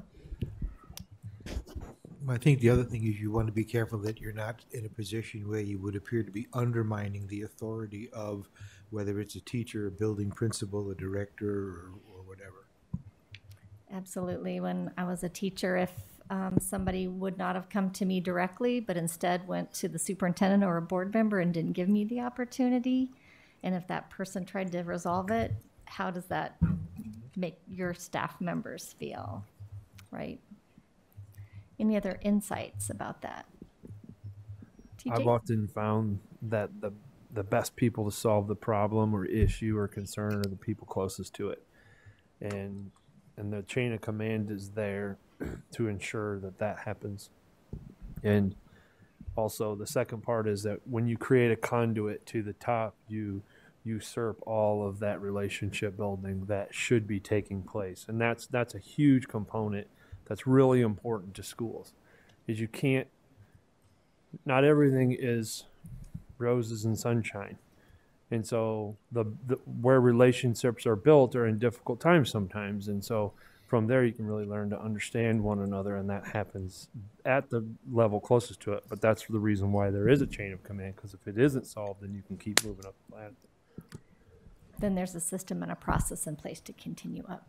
What questions do you have about that for one another or for TJ sometimes, TJ, we hear board members ask, when do I come back to you? You know, you don't need to hear every single little concern, but have you had time to talk about that of when does it need to come back to you, or do they, you know? I think we're developing that as we go. Anything that's going to rise to the board level, we try to send out a communication right away. And I think our board members do a wonderful job. And I think the pandemic taught us that, like, they get bombarded every single day with emails. And I think they if we're really in sync and they have the information, they'll respond to it. If they don't, then and they know what the rest of the board will say, then they don't respond. They send it to us, and they have us respond to it. And I think our board does a really good job of communicating with parents, sending them back to that chain of command. And it's just a really good reminder to do that, because that can get out of whack like that. Social media has changed that game. Hey, call so-and-so, they'll get. Thank you. And Karen G., sometimes we see that the new board members tend to be the ones that people go to because they see you maybe as an avenue to solving those issues. Any other insights from anyone? Or Harry, any other insights, comments? Karen? I do have a question. So I know you don't know this, but I worked for the school district for several years before joining the board. And there have been concerns from parents and staff members that the chain of command in certain situations is broken, and there are bad faith actors in certain positions. And so you can't ever, there are certain situations that don't get solved. So my question is there a way that we could provide mediators for situations so that there is some neutral party that is ensuring that both sides are actually being heard and moving forward on a path that is productive and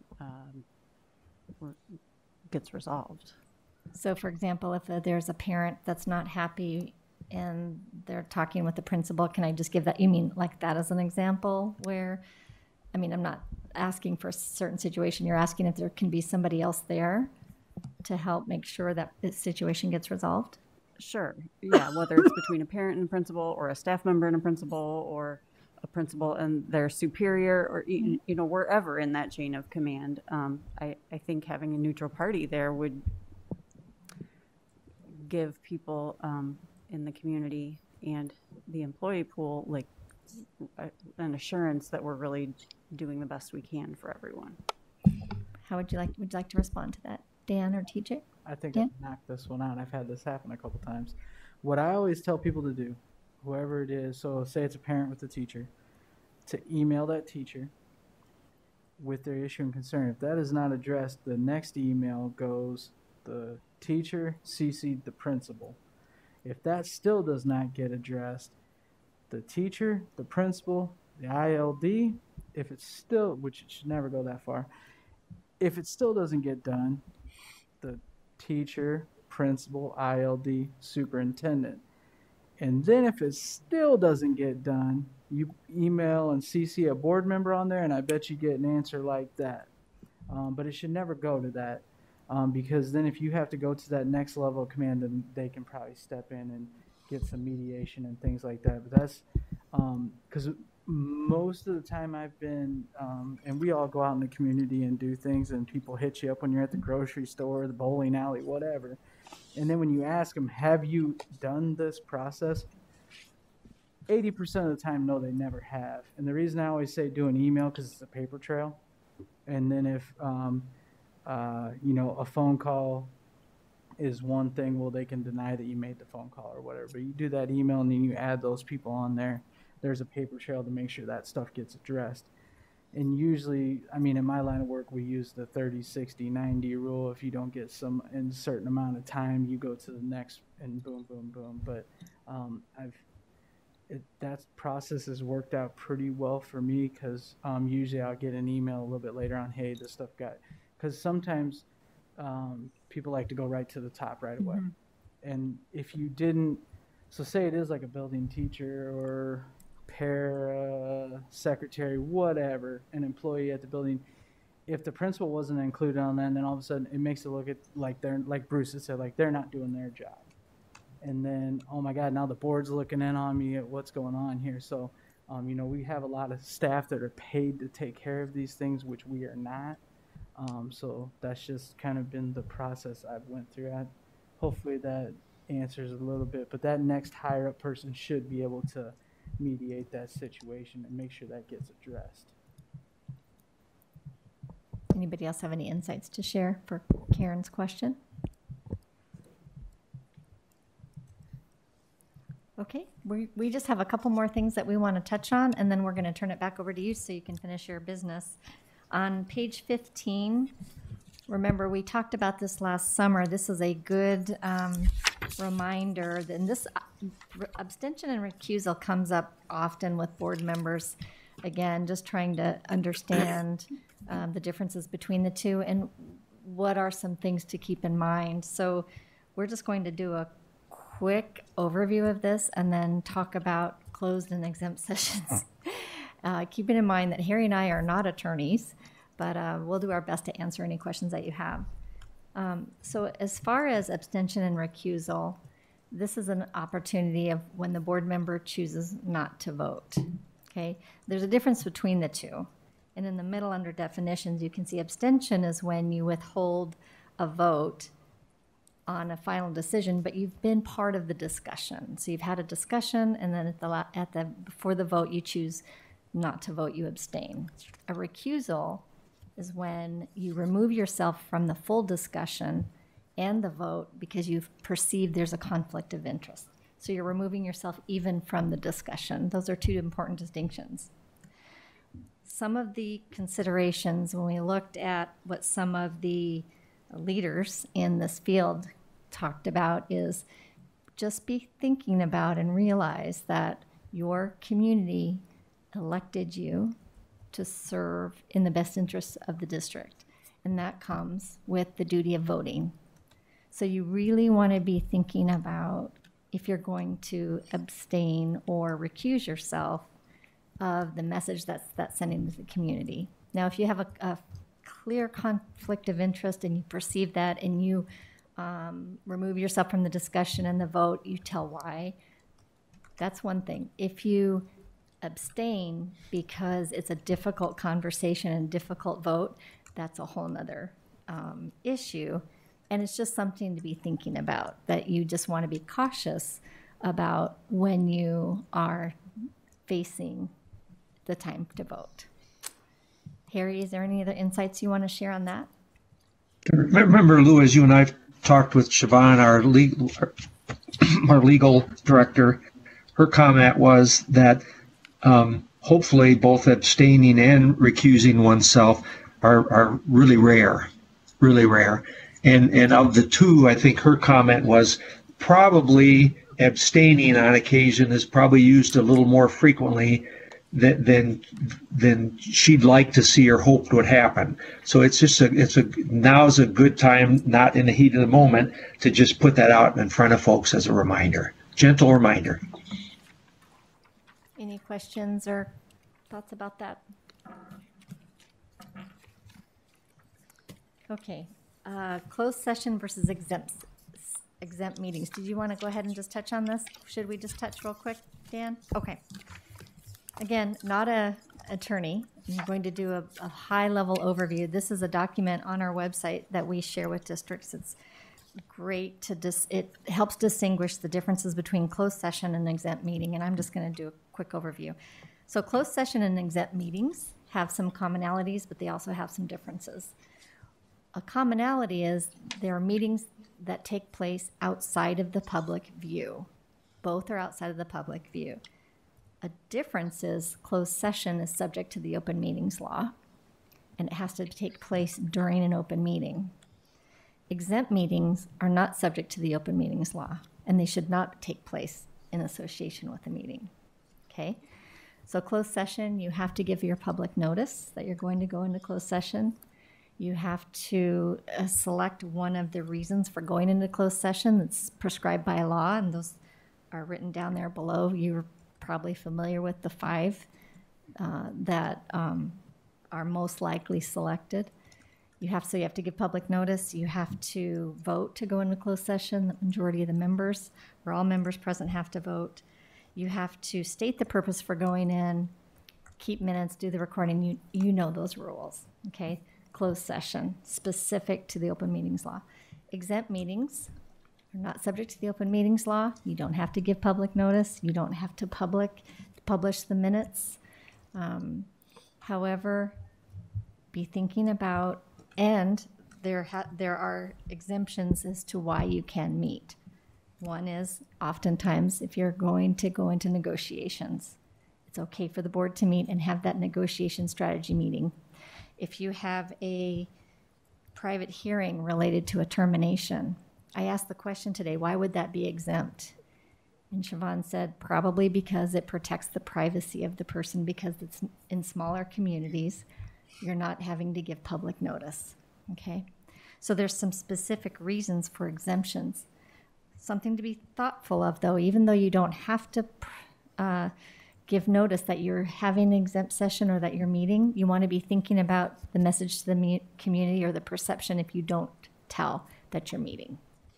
Why are the board members getting together? Why aren't they telling us? So it's just be thinking about the message you're sending if you aren't transparent about your exempt meetings. What questions do you have about closed sessions versus exempt meetings? Yeah, and if the questions are really tough, then we're going to defer to Siobhan, Exactly. right, Lou? Go Yes. ahead.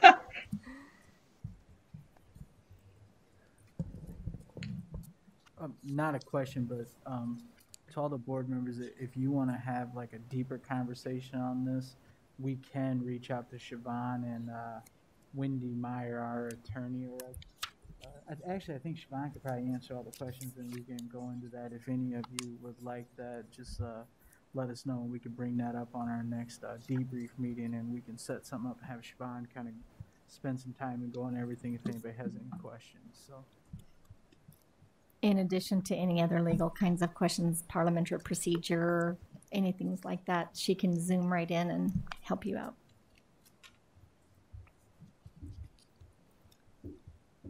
Allison? Just out of curiosity, it seems like exempt sessions are a little rarer, probably because they're related to private hearings or negotiations, which typically happen, maybe once a year, once every couple of years. I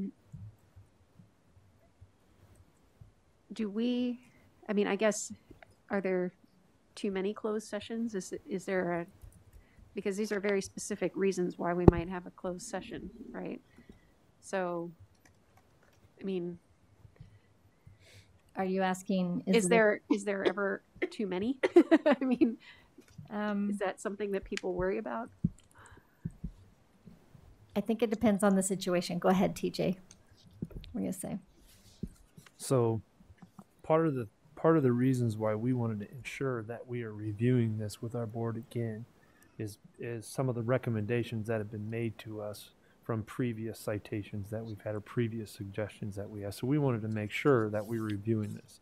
I think there's one thing that I would add is that as we go into closed sessions, they're recorded, and it is very specific to only speak to the topic that is at hand. And the board president and the leadership there will be very strict about the things that are there. And so those are a really crucial aspect to the trust in the community, that when you are indeed talking about legal counsel matters presently in litigation, that's what you're talking about, because because you guys don't ever get an opportunity to just talk to one another, ask each other questions, and that's a huge component to that closed and exempt sessions. And it's important for you all to police yourselves. If somebody's straying off topic, you police yourselves and say, I think we need to get back on Very topic. important. This isn't the reason that we went into closed session. Also, if you do violate the open meetings law, which is rare, the fine gets assessed back to the individual board members, not to the district. So it's just important to keep in mind. But that's rare, and usually there's before that, there's usually opportunities for the board members to improve that practice. So to your question, I think it can cause red flags if the board's going into a lot of closed sessions. But if you're selecting, if there's for different reasons and they're good reasons, I don't think that's an issue.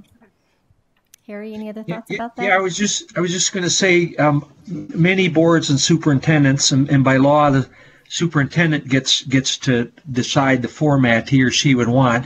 But in a case like your district, where if your superintendent and the board are going into closed session and you have quarterly reviews, that's 4 times a year right there at closed session.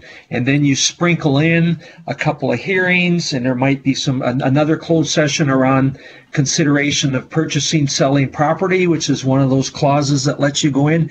You know, in theory, a board could be go into closed session multiple times per year. But again, as TJ mentioned, stick to the content. You don't want to do a little add-on at the end, and have it posted appropriately when it's closed session.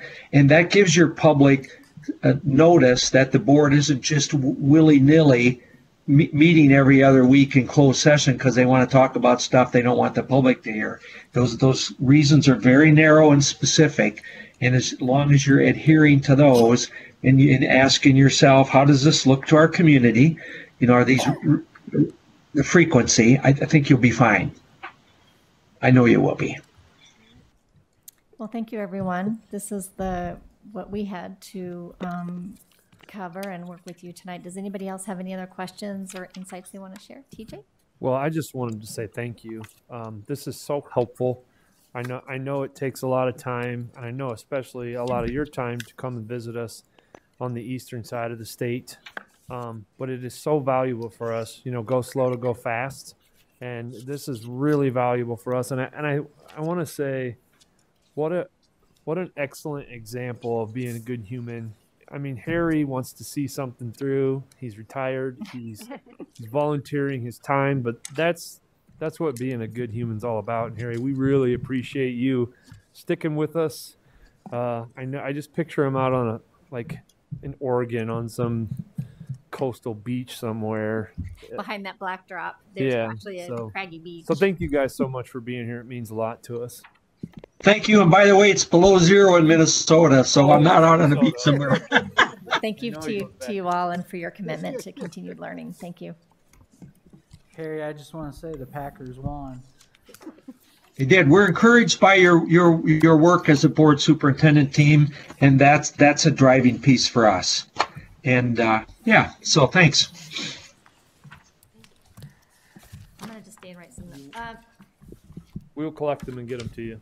You don't have to fill out the evaluation forms tonight, right, Harry? It's okay. We're going to let you have a pass on that. But if you don't mind, I'm just going to write some notes to myself to remember while you have your meeting. Thank you. Dan, can we take a break?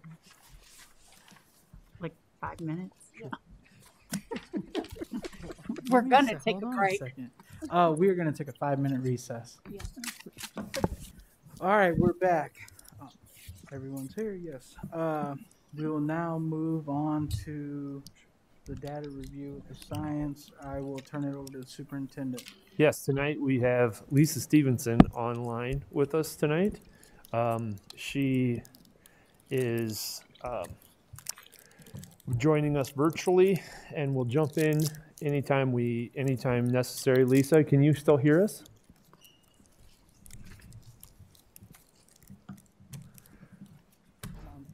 Yep, I can hear you. There she is. Okay, thank you, Lisa. And then we have Mr. Driscoll and Ms. Trimble with us tonight, our science specialist, along with about 1,000 different other hats. But tonight she is our science guru with us tonight to review our data. So I'll turn it over to you guys. Thank you guys for your hard work on this presentation tonight. And I promise we will be attentive after that very invigorating IESB workshop. Thank you. Thank you, Superintendent Schneckloth and President Gosa. And I am sitting in this role as a, just to be here with Ms. Trimble as needed, but I do want to turn it over to Dr. Stevenson because this is her presentation and you can lead us into it. And then I will keep my mic off and jump in when and where needed. Okay, thank you, Ben. And I apologize to the board because we had planned like a 30 to 45-minute presentation for you like we normally do, and we really wanted to give science the respect that it deserves. But I also understand that you've been at this work session for 2 hours, and your attention might be diminishing, and we still have some more items on the agenda after us tonight. So I want to be respectful to Jamie and Kevin too. So we're going to go a little bit quickly through this. The very beginning is a repeat of some previous committee of the whole data presentations. It should look familiar to you. And Karen, I know you're new, and when we meet and do onboarding together, I'll go through some of this more in depth. But we do start on slide 2 with the IASB questions that you just actually talked to Harry about, and the need to think about these questions when data is being presented to you, and how can we maybe narrow these questions down. I liked that suggestion in particular. I think 8 is a lot to think about, but there's some really key questions in here that you should be processing as you look at this data and listen to presentations. Tonight, our intended outcomes with the science presentation are to once again continue using the continuous improvement process, and that'll be the circular continuous model that you'll see in a few slides to guide our learning. And then science is our content area that we'll be looking at in particular tonight, and we'll be looking at what we call our current reality, even though it is data from spring of 2021 and 2019. On slide 4, you might be wondering, why does science data matter? You don't hear a whole lot about science in the news anymore in our school district, but actually it's a huge piece of the work we do in schools, and that starts at pre-K all the way up through 12. It ties in, of course, with our mission and vision and how we want our students to be successful and competitive in a global society. And then even thinking about the scientific method, Melissa would be impressed with that what if question, how that ties into investigations and experiments and things that we present within our science education. All right, so slide 5, we do have 3 common norms that we continue to put in front of you when reviewing data, and you'll have opportunities to look at data individually. And we ask that when you're doing so, you think about, what can the data tell you? What can you control? Not what you cannot control. And then what does this mean for the whole child? And how can we think about all means all? And I think when you look at the subgroup data, you'll think about that more in particular. Slide 6 is that continuous improvement process model that guides our process here as we look at any of our data, which drives our decision making. Within the district, at the very beginning here, excuse me, I came clearing my throat. At the very beginning here, we're going to look at our current state, verifying it with our data and test results, and then looking at any gaps that you may see between where we are and where we want to be in terms of our student proficiency.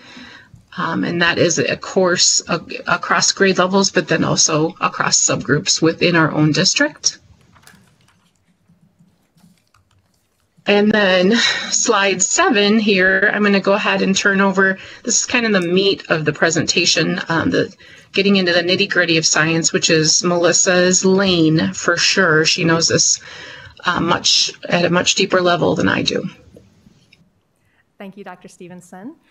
As TJ introduced me, my name is Melissa Trimble, and I am the curriculum specialist over science, along with another bunch of hats. So when it comes to science, the biggest thing that I wanted to make everybody aware of tonight is that about 5 or 6 years ago, we had a fundamental change when it comes to science standards. And just to kind of ground you in what science really is like nowadays, I linked in a video, which is going to give you a brief 2.5-minute overview about what we really want science to be changing to. And just so you are aware, it's vastly different than what we went to school and experienced science as. So I'll give that kind of predecessor and let you watch this video quick.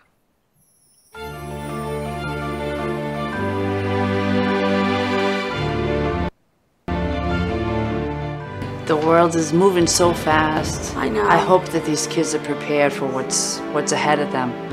We're learning from science standards written in 1996? I wasn't even born in 1996. It's crazy to me to think that, all across the country, our kids are being taught from science standards that are 20 years old. So my son being a freshman here, how can you assure me that the level of education he's going to receive will prepare him to succeed in not only colleges, but in careers after he gets out of school? In the coming years, jobs in science, technology, engineering, and math are expected to increase twice as much as jobs in other fields. We can't predict the future, but we can better prepare our children for it.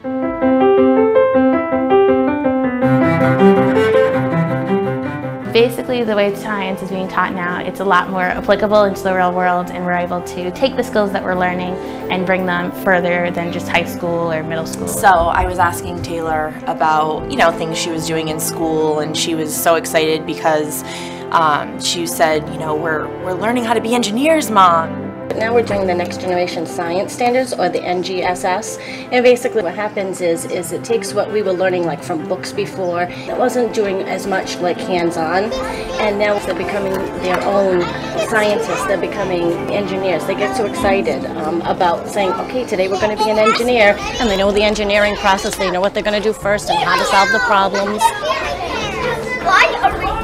So there's the problem solving, the brainstorming, the cause and effect, and the justification. I know that those skills will last throughout my whole life in any career field. If you push a seesaw, it'll go back and forth. Next Generation Science Standards will give our children the tools they need. These new science standards, it's really preparing them to be those critical thinkers and more prepared in the job force. I mean, that's the goal. That's what we all want for our kids. Find out more about the Next Generation Science Standards. Did you have the internet when you were little? Brenda, if you could press escape for us. Get us out of the full screen. But first, for years, Common Core academic standards for math and English have been the subject of battles all over the country. But there's also a move afoot to set new standards for science. There we go. So if we go back to our presentation, the Next Generation Science Standards, or the NGSS, they were adopted by the state of Iowa. And the key significant difference is that they talk in terms of performance expectations rather than just knowledge gained. So, for example, one of our first grade standards is plan and conduct an investigation that shows plants require sunlight and water to survive. That is a standard that then the students have to engage with. So they have to actually plan and conduct that investigation to be able to meet that standard. So in that sense, it's much different than just understand the process of photosynthesis. So there's those dynamic differences that really drive them towards the hands-on components. They also, through the Next Gen Science Standards, couple them, actually triplicate them with not only cross-cutting concepts, but also the science and engineering practices. So that plan and conduct part, there's 7 other science and engineering practices that are incorporated in there, along with things like patterns and other cross-cutting concepts. So we're seeing a lot of blending to be able to go into other content areas as well. I love the NGSS so much because it allows that chance for mistakes, and it allows the teacher to not be the expert on the content. It allows that teacher to move from the sage on the stage, so to speak, to that facilitator and that learner, and to encourage teachers to say, I don't know, let's find out together, which is really what science is about. So it's encouraging that these standards are now supporting how we want those individuals to be graduating from our schools after they get done here. In pre-K, as Lisa said, we do have science, and it is tied to our Wonders curriculum. And then in K-5, we do have Project Lead the Way, which is shortened down to PLTW. And the PLTW launch, I just have another quick video to be able to show you, because it's a promotional video put out by Project Lead the Way, but I can tell you that when I go out and visit classrooms, this is what I'm seeing in our K-5 world. I just didn't have time to make the video of our own kiddos doing it. So another quick 3.5 minutes just to kind of get you oriented with our PLTW launch curriculum.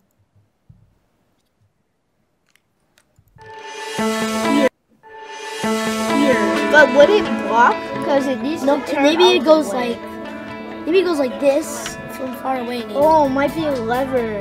Okay, you try. Okay, I'm gonna try because I got a pretty good way to do this. Okay. PLTW has invested resources in developing an elementary curriculum so we can provide a K-12 continuum that really prepares even our youngest students for the global economy. The elementary curriculum is just engaging for my students. Really, science has become their favorite subject. They so look forward to our time when we're working on projects. The students are highly engaged. They are very excited about their projects, anxious to explain to you what they're doing. It works like this. You have to use this to twist it around. It's really cool. We're trying to put the gear on, so we got this on. This is the driver gear, so turning it. And they really don't want to stop working on that activity to move on to the next thing. I find that when I introduce a project to them, or we have a project lead the way project, they get so excited about it. They go home afterwards, they want to look things up on the internet, do further research. They come back, they want to share with their classmates what they've learned, and it's just taken our learning to a whole new level. The lesson that we did today is based on the Three Little Pigs. We've been reading the story and talking about the Three Little Pigs. So today they've all been given different supplies, and their goal is to create a house that cannot be blown down by the big bad wolf. I'm making houses out of graham crackers and frosting. I'm learning from engineers, and engineers don't ever give up. No one has the same supplies at the table, and I have to admit that they do it better than I did. I did my samples, all mine failed. I got mostly marshmallows. I like mine. But you're not quitting, are you? Yep. No. I like mine. Project Lead the Way activities are very different from a traditional standpoint. The olden days where you do it this way, this is the only way, it's right or wrong. This curriculum opens it up to there is no right or wrong. If we make a mistake, it's not the end of the world. I don't want you to be perfect. I'm not perfect. And they understand that next time I would try it this way. How could you change this design? How could you change it to make it better? This is awesome, but think about it. Think about how you can make it better. My goal or hope for my students in the future is really that they'll be inspired by the Project Lead the Way curriculum to become mathematicians and scientists. I tell them all the time that someday they're going to solve the world's biggest problems, and they're going to be creating innovations that will change the way the world operates. And I really think that this curriculum is the beginning step to inspiring them to do wonderful things. We love Project Lead the Way as a whole, and looking at it at the elementary level now, what we're finding is that those students are able to reach those higher level thinking skills as a natural part of every single day. So in comparing the programs at the various levels, we already see it happening at the high school level tremendously. We're seeing it at the middle school level a little bit more, and now for us it's more looking into the future, saying, oh my gosh, look what we're going to see over the progression of all of these years for these kids. Just exactly what we're hoping for. I'll let Brenda get us back to the presentation again. We are indeed a Project Lead the Way district from K through 12 right now. So by incorporating Project Lead the Way launch at K5, we are actually providing the continuum that goes all the way through. And I am encouraged by that comment that the superintendent said on that last little part of the video about we're seeing so many more gains because we have implemented launch at the grade level. So COVID notwithstanding, we're hoping to be able to see some of those gains soon and hopefully be able to move forward. The part that I want to highlight, just one more thing about Project Lead the Way, is that they are all literature based. It all starts with a story about 3 students, and they are trying to solve a problem. And there's this beautiful continuum of activities and a project, and finally that's solving the problem at the end, so they are solving something real world every single module that they are doing. Combine that now with integration of the science standards, and it really is a beautiful, beautiful curriculum to be able to give to our students. We go on then into our 6-8 world, where they are using the Stanford Science Integrated Curriculum that was developed by Stanford out in California. and that the project Lead the Way leads it beautifully into the Stanford Science because it's very project-based. So we get them kind of oriented with project and group work and all of that, and then they can go forward with Stanford Science. And then in our 9-12 world, we do separate out our sciences into earth and space science, life science, and physical science, which includes both physics and chemistry. And then we also have a host of electives. I've linked in our high school course guide for you to peruse as you wish to see what electives we offer in science, as well as our honors and AP options.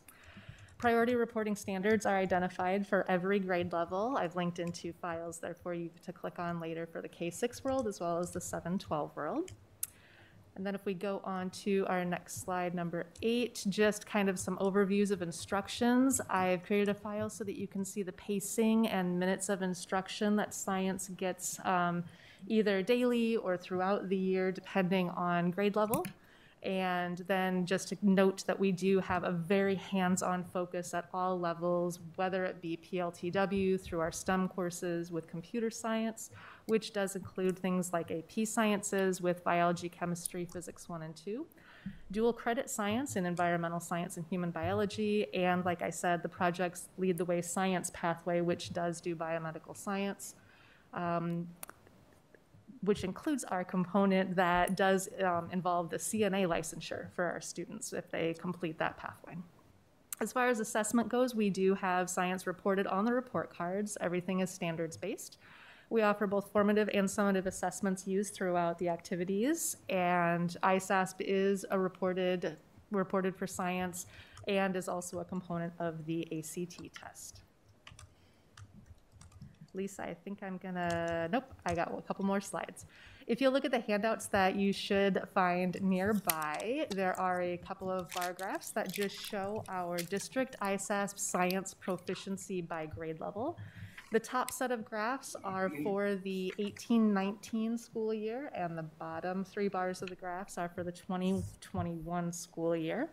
You'll notice that we only report for science in grades 5, 8, and 10, as designated by the state. Those are the only 3 grade levels.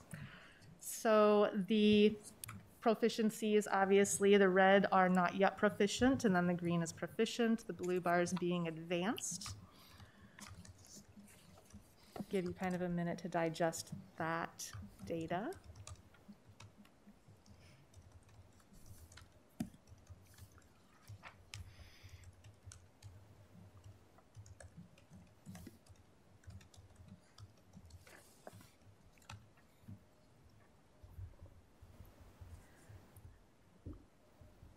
And as you're kind of looking at those numbers, we just know that last year wasn't a typical year due to COVID. And because we've had to make some adjustments in analyzing our data, because hands-on doesn't work so well when you're not in school hands-on. So we're not saying that that negates our data. It just does throw a different lens on it when we have to be looking at that. So the 2 data groups that we've already had you look at, the math data and the ELA data, we took you through a process. And if you look at the second handout, which is the other one that has the data table on it, that's the breakdown for our percent proficiencies within each of our ethnic groups throughout the district. Again, just for 5th grade, 8th grade, and 10th grade. And then you have both the 18-19 and the 20-21 data on there. And we did, again, as math and ELA did, have a small group come together and discuss and do an AROD, which is analyzing and reporting our data. And we presented that to our DSAT team, which then also underwent that same idea. So now it's your turn to do this process. And Lisa, for that, I am going to hand it back over to you. They are already looking at the data tables. Okay, thank you. All right, so if you pull up the next slide, slide 12, there is a hyperlink there to the science data tables. And I believe Melissa just said you have paper copies of those too. And so those dig a little bit farther than those 2 charts on the previous 2 slides, because it gives you not only the all student data from the most 2 recent administrations of the assessment, but it also gives you our reportable subgroups that include race and ethnicity, but also, as you all know, we are really focusing on closing opportunities and closing gaps we might see, especially for our students who have IEPs, our English language learners, and our students who are living in poverty. So you'll see that for our 5th graders, 8th graders, and 10th graders in your printed out packets.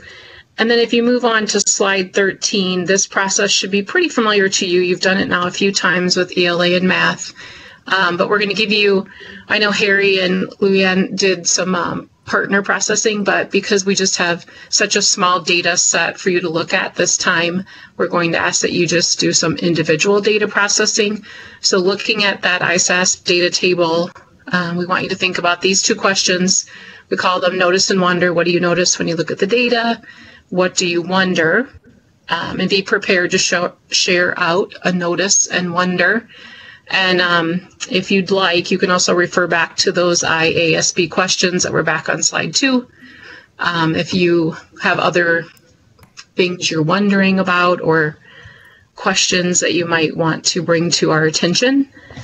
So I think if Brenda's able to click on that little arrow up in the corner of slide 13, that'll start the 5-minute timer, and you'll have 5 minutes to process that. And then Melissa, that little notice and wonder data. Looking for royalty-free music? Discover Epidemic Sound. Okay, anyway, that's where we'll record their results after their 5 minutes is up. Okay, so, or we could just do the good old-fashioned, it's 7:53. How about we stop at 7:58 and be ready to share.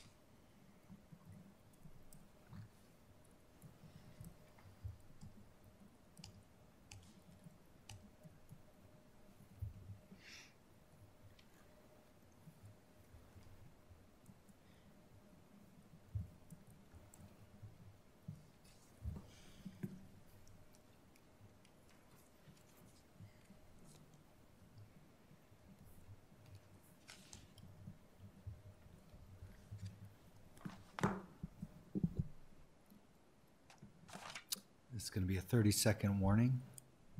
Come back together.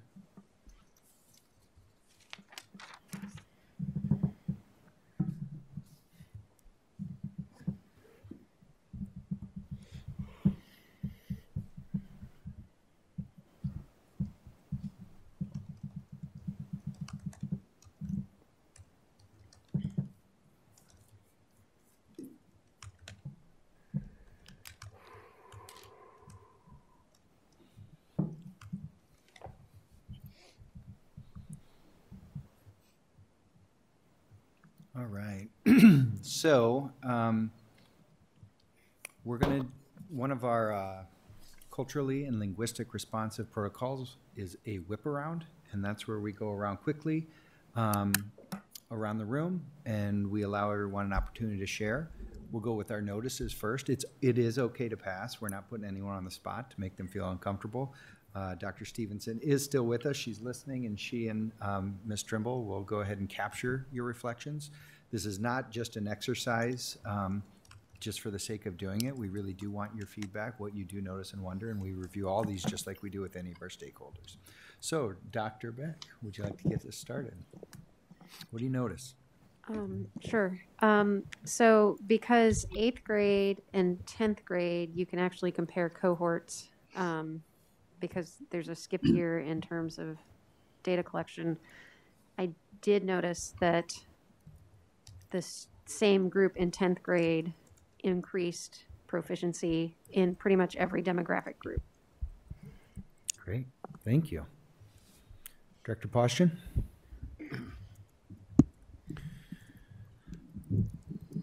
Well, in fifth grade, year 18-19 was higher than 2021, and then it's just the opposite in 8th grade and 10th grade, where in the COVID year, the percentage of proficient students was higher in the COVID year than in 18-19.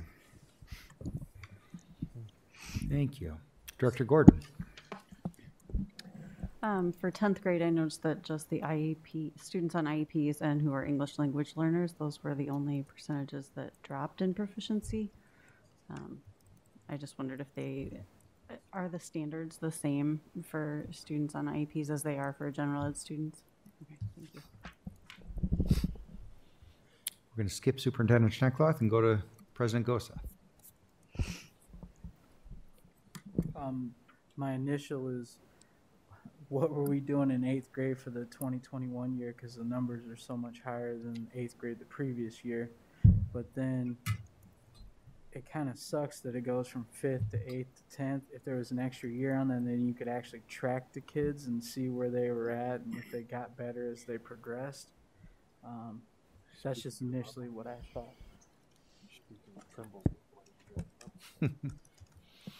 Well, and and I'm going to pause for a second and kind of highlight why we do this notice and wonder, because when President Gosa says, I noticed that, and man, I wish it would have, then it makes potentially someone else in the group say, I wonder, do we have any other data sets that we could track over that kind of longevity?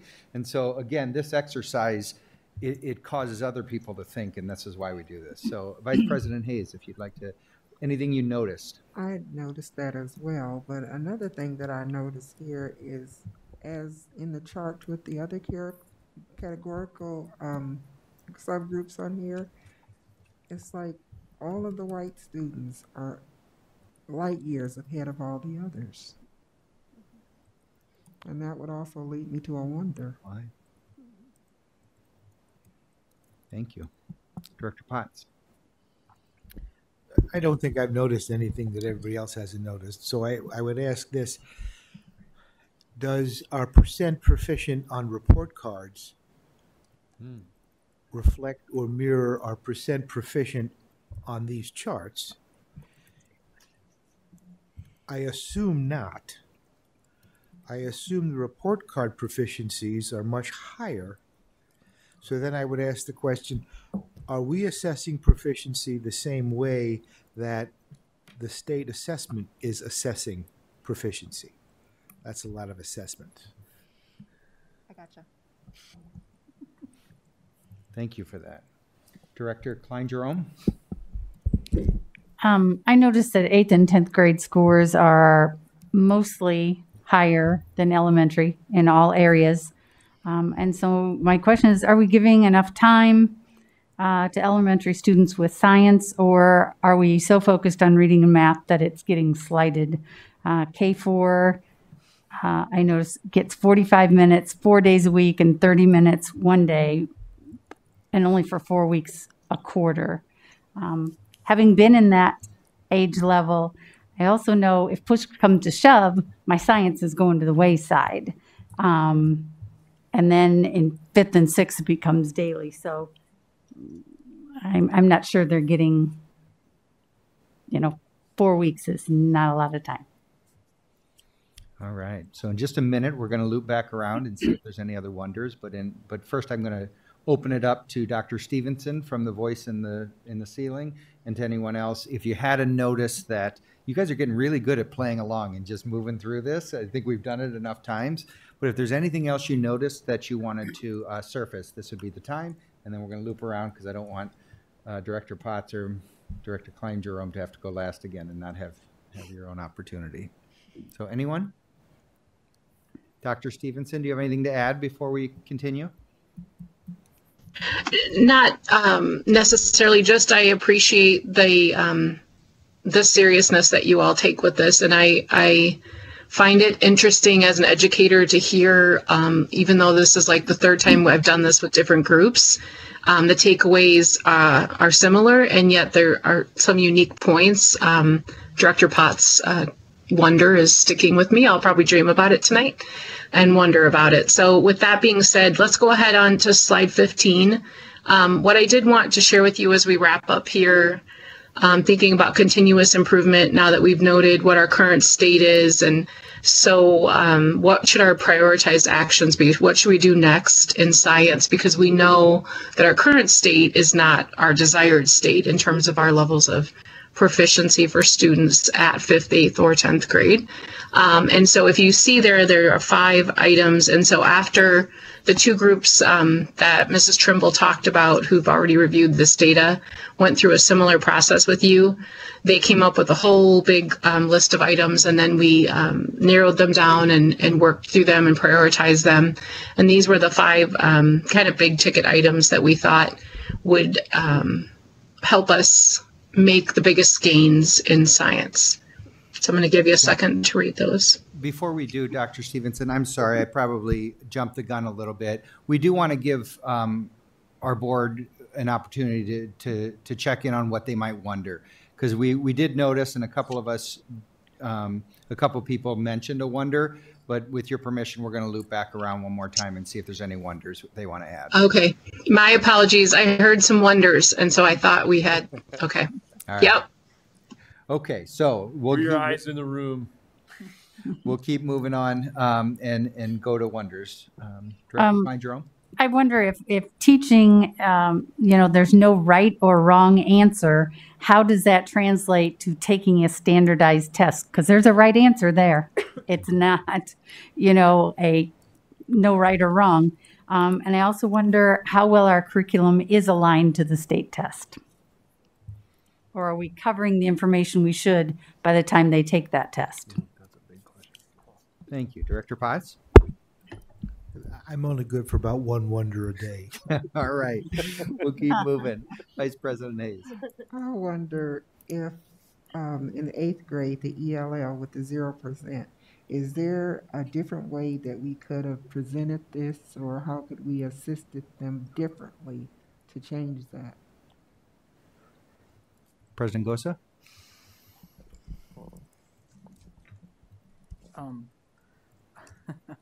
I wonder if sometimes we test our kids just to test our kids. I feel like that's what we do with some of this stuff, and that's why the percentages are the way they are and how much they actually take away from it. But I do like Director Klein-Jerome's perspective from being in a classroom. I didn't even think about that, how much time is actually spent with the other things that we have to get done, as well as Director Potts, from the administrative level on, hey, is that what's reported back on report cards and things like that. So I think I got a lot of wonders, but I'm hoping with the next round of this, we'll pick some of that up. But my biggest wonder, and I've always said this since I've been on the board, sometimes I feel like we just test our kids to test our kids, and that's not what we should be doing. We should be teaching them to teach them, not teaching them to take a test. I think you could find some classroom practitioners that would agree with some of those comments. Director Gordon. I have several. I don't want to take a lot of time, but I do have several questions. First, there is a slight difference in the numbers of proficiency between the graphs and the spreadsheet. Not much. The 20 to 21 fifth graders on the spreadsheet, it says 31.2% proficient, but when you add up the green and blue on the chart, it comes up to 31.3. For 8th grade, 18th and 19th, all students, spreadsheet says 41.9, the graph says 42.1, and then 10th grade, for all students, it's off by a percentage here and there too. So I was just curious what accounts for that difference. That's question one.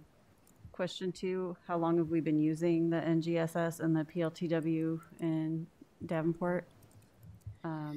Question three, where is the data from the Iowa Test of Basic Skills for science proficiency prior to ISASP? Because I know we've only been using ISASP since 2019, and I would be interested to see the proficiency differences comparatively from before that.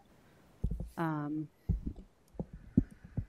this is kind of way out there, but because we discuss so much data in the board meetings and at policy meetings and things like that, and we keep coming back to the, you know, the white numbers being so great and all of the others not being so great. And it just makes me think, like, if these families are hearing that and those kids are hearing that, or their teachers are pushing that, at what point does that become a foregone conclusion? And they're like, that's what I am. And they hear themselves being referenced in that way. I'm not proficient. I'm not proficient. I'm not proficient. It's just like, that makes me feel uncomfortable, I guess, because we do know that the way that we talk to and about people affects their ability to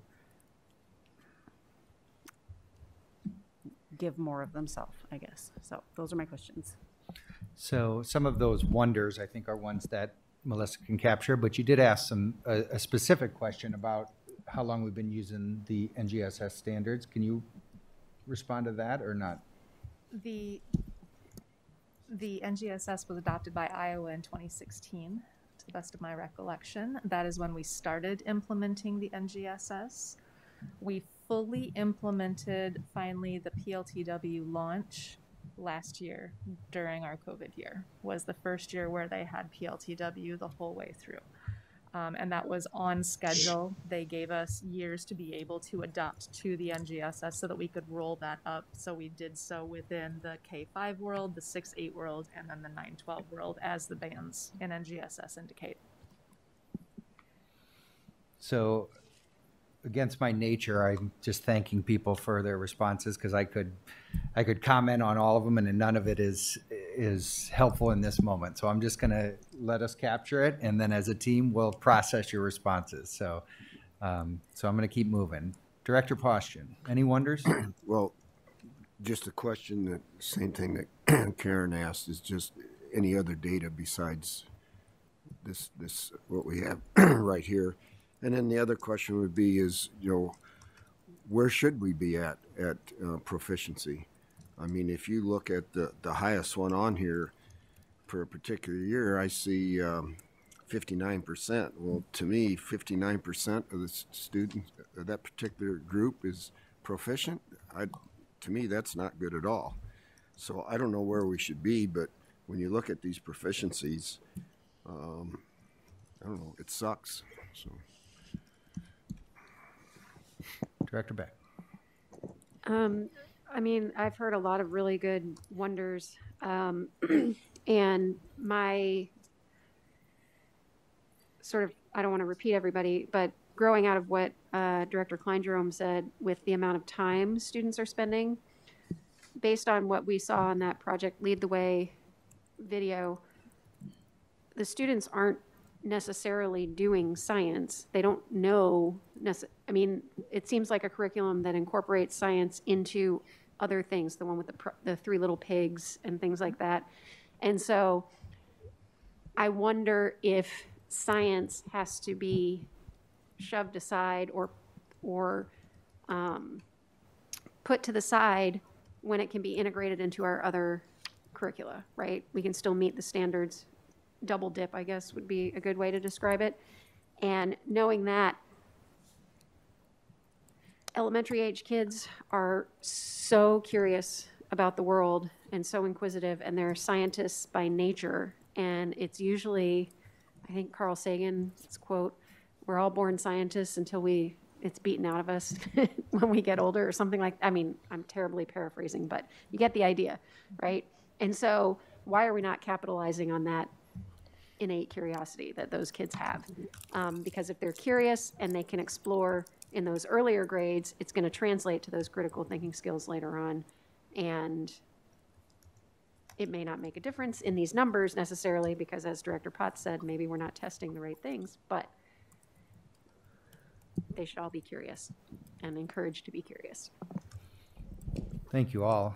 I am going to open the floor one more time in case anyone else had a wonder that stirred after they were passed by.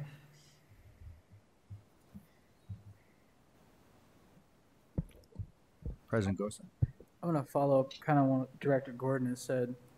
So, like, we're talking about all this data right now and the proficiencies of the students, and then, you know, if they hear that or people are in a particular classroom because of these things, does that also set some barriers up for those kiddos? And not only just, you know, the students, but our staff as well, because if it comes across, well, now are all the fifth grade teachers worried that, hey, our kids aren't proficient, are we not doing an adequate job? Does that put a lot more burden and stress on them as well, along with our kiddos? As everyone was talking, I just was thinking about that, and after Director Gordon had made that comment, it made me think about it quite a bit more, because, I mean, if you put a lot of pressure on someone, obviously they're going to underperform. I mean, you know, it's a lot of, especially nowadays with everything else going on in the world. So that was one of my other wonders. Well, I think that a few of you have made a real astute point when it comes to our expectations. So a lot of you have heard of John Hattie and his effect sizes, and one of the most powerful is the teacher expectations of students. If we think they can accomplish something, then we are going to expect it from them, we're going to hold them to that, and they will. And if we don't think they will, they likely won't. And so it really ties to what I think both of you are getting at, or at least in a way. Dr. Beck, did you have something to add? Just to follow up on that, I was wondering if there's a way for us to discuss these data both in science and in the other areas that reminds people that an individual is not a number, I guess, that just because these are the numbers for the groups doesn't mean, basically the expectations for any given individual are not the same, right? So I'm wondering if there's a way we can capture that and still have meaningful discussions about equity in education. Right. Thank you for that feedback, everyone. Dr. Stevenson, I'm gonna volley back to you up there. Okay, am I clear on the wonders and the notices? All clear. All clear. Okay, it's hard. All I can see is you, Ben. So I'm just focused on you. Okay, thank you, everyone. Yep, as we get here down to the last slide for tonight, I do sincerely want you to know I appreciate your attention and passion that you just put into this. Melissa knows I'm a science junkie too. I just think about, you know, even if it's preschool and you're talking about what the water center that they're doing, or kindergarten, you know, having playtime and computer science and coding, and all of that is science, right? And so we want to start building these young scientists. I think about our English learners who don't have language yet, but can experience and have so much fun at school when they're having science class. And so I think there's a lot of opportunities that we can put into our plan, and definitely to Director Poshton's point, we need to set some goals. And unfortunately, or maybe fortunately, to President Goza's point, we don't have a lot of other data points in science. We have some internal data points, but we don't have external ones. But I think that we can still set goals and and work towards improvement across the pre-K-12. And it could be, what does our CTE programming look like in high school and beyond, because a lot of that is science related too. So we have a lot of room to grow. Thank you tonight for reviewing the current state with us, and then helping us identify again what strengths and barriers that we have within our science instruction, and then helping add to our draft of the plan that we're going to put together, and then we'll be back to present more information to you. I know we keep coming to you and presenting information, and then there's gaps as we keep putting things together, but we want you to know that we're working on it and working on improvement across the board.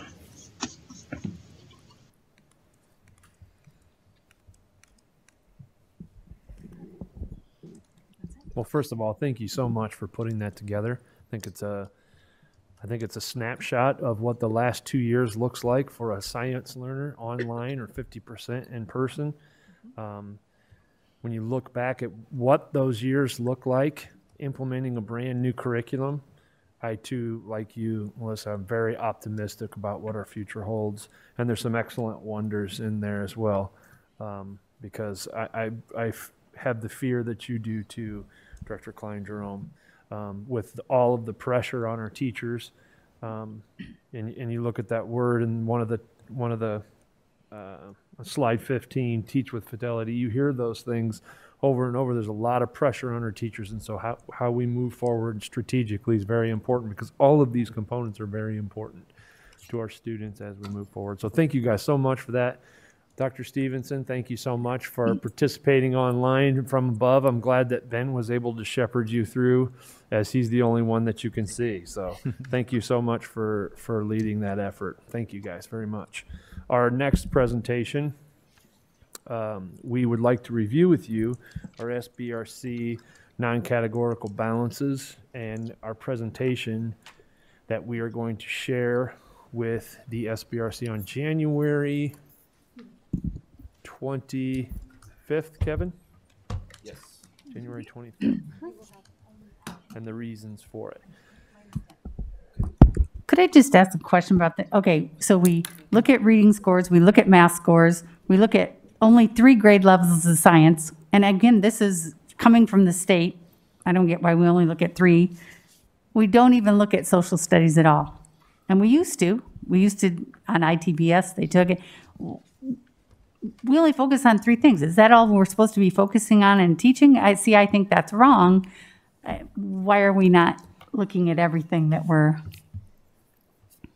You may not have an answer, but I've always wondered suddenly what happened to social studies. It seems to have fallen off the earth. Yeah, that's a great question. What we are held accountable to is just like you said, are we teaching towards the ISASP? Because if we are not aligned with that, well, you think about exactly what did we just do? We talked about the things that are on the ISASP. Where are we focusing at the ISASP that has a tendency to drive where our attention are? So I think finding that balance, that we're more than a test, we're more than a number, but yeah, there are things we're held accountable for. There's a balance there, and I think it's really important. So some of the other data points that I think our team can talk about, there are formative assessments. The notion that we would take a look at our grades in elementary schools and do a poll and align them, because that's fascinating to me. So there are other ways that we can track. And so the thing is we can do, to use a Gary Sinclairism, as we transition into finance, we can do everything. We can do anything we want. Just can't do everything. And so we have to put a plan together, move forward, and we can definitely look into some of the ways that we can track social studies too. So hope that answers your question. Kevin, sorry, I thought I heard something coming from online. It sounded like it too. So we are going to be appearing before the SBRC. They changed some of their most recent guidance, and Kevin's going to walk us through the presentation that we've prepared. We worked over break jointly with Cassandra Klein to begin to prepare artifacts. So Kevin, if you wouldn't mind walking us through this, any questions that you ask, we're going to ask that you approve this. on January 10th, the January 10th meeting, as we'll need to turn those minutes in as artifacts in the future. Right. Thank you, Kevin. You bet. So this is not a request for additional spending authority. This is just a report that we have to give to the School Budget Review Committee. There are about 5 school districts that are in this situation. What it is when you have 2 consecutive years of categorical funding balances that are greater than your ending fund balance. If you remember, our ending fund balance was about $22,000. We have about $5.8 million of categorical fund balance. So our balance is really balanced on the backs of that categorical funding. The one thing I want to mention about categorical funding to keep in mind, we talk about categorical funding generally in a much broader sense than we're talking about tonight. If you think about our categorical funds, we have a lot of state categorical funds. We have federal categorical funds as well. Forget the federal categorical funds, because those funds are given to us after we spend them. We're talking about the state categorical funds that they provide us every month for 10 months throughout the year. And they're given to us to spend, but we have not necessarily spent them. So we're talking about those funds, and I'm going to go through those briefly in this presentation. So keep that in mind when I talk about categorical funds tonight. Other nights, we're going to talk about all of it in combined, so it's a much more narrowed focus on this. This is required when you have 2 consecutive years of categorical funds, state categorical funds that are greater than your ending fund balance. So we've had that in FY20 and FY21. What they require us to do is, first off, is a plan to correct the imbalance. I want to focus on primarily this first. I'm going to slide down here. It's kind of difficult to read, but what is our imbalance and how do we plan to correct it? And I'm not going to read those. You can see those, but it's easier to go to this first exhibit that I put together. This is a little hard to see. Maybe I can make it a little bit larger.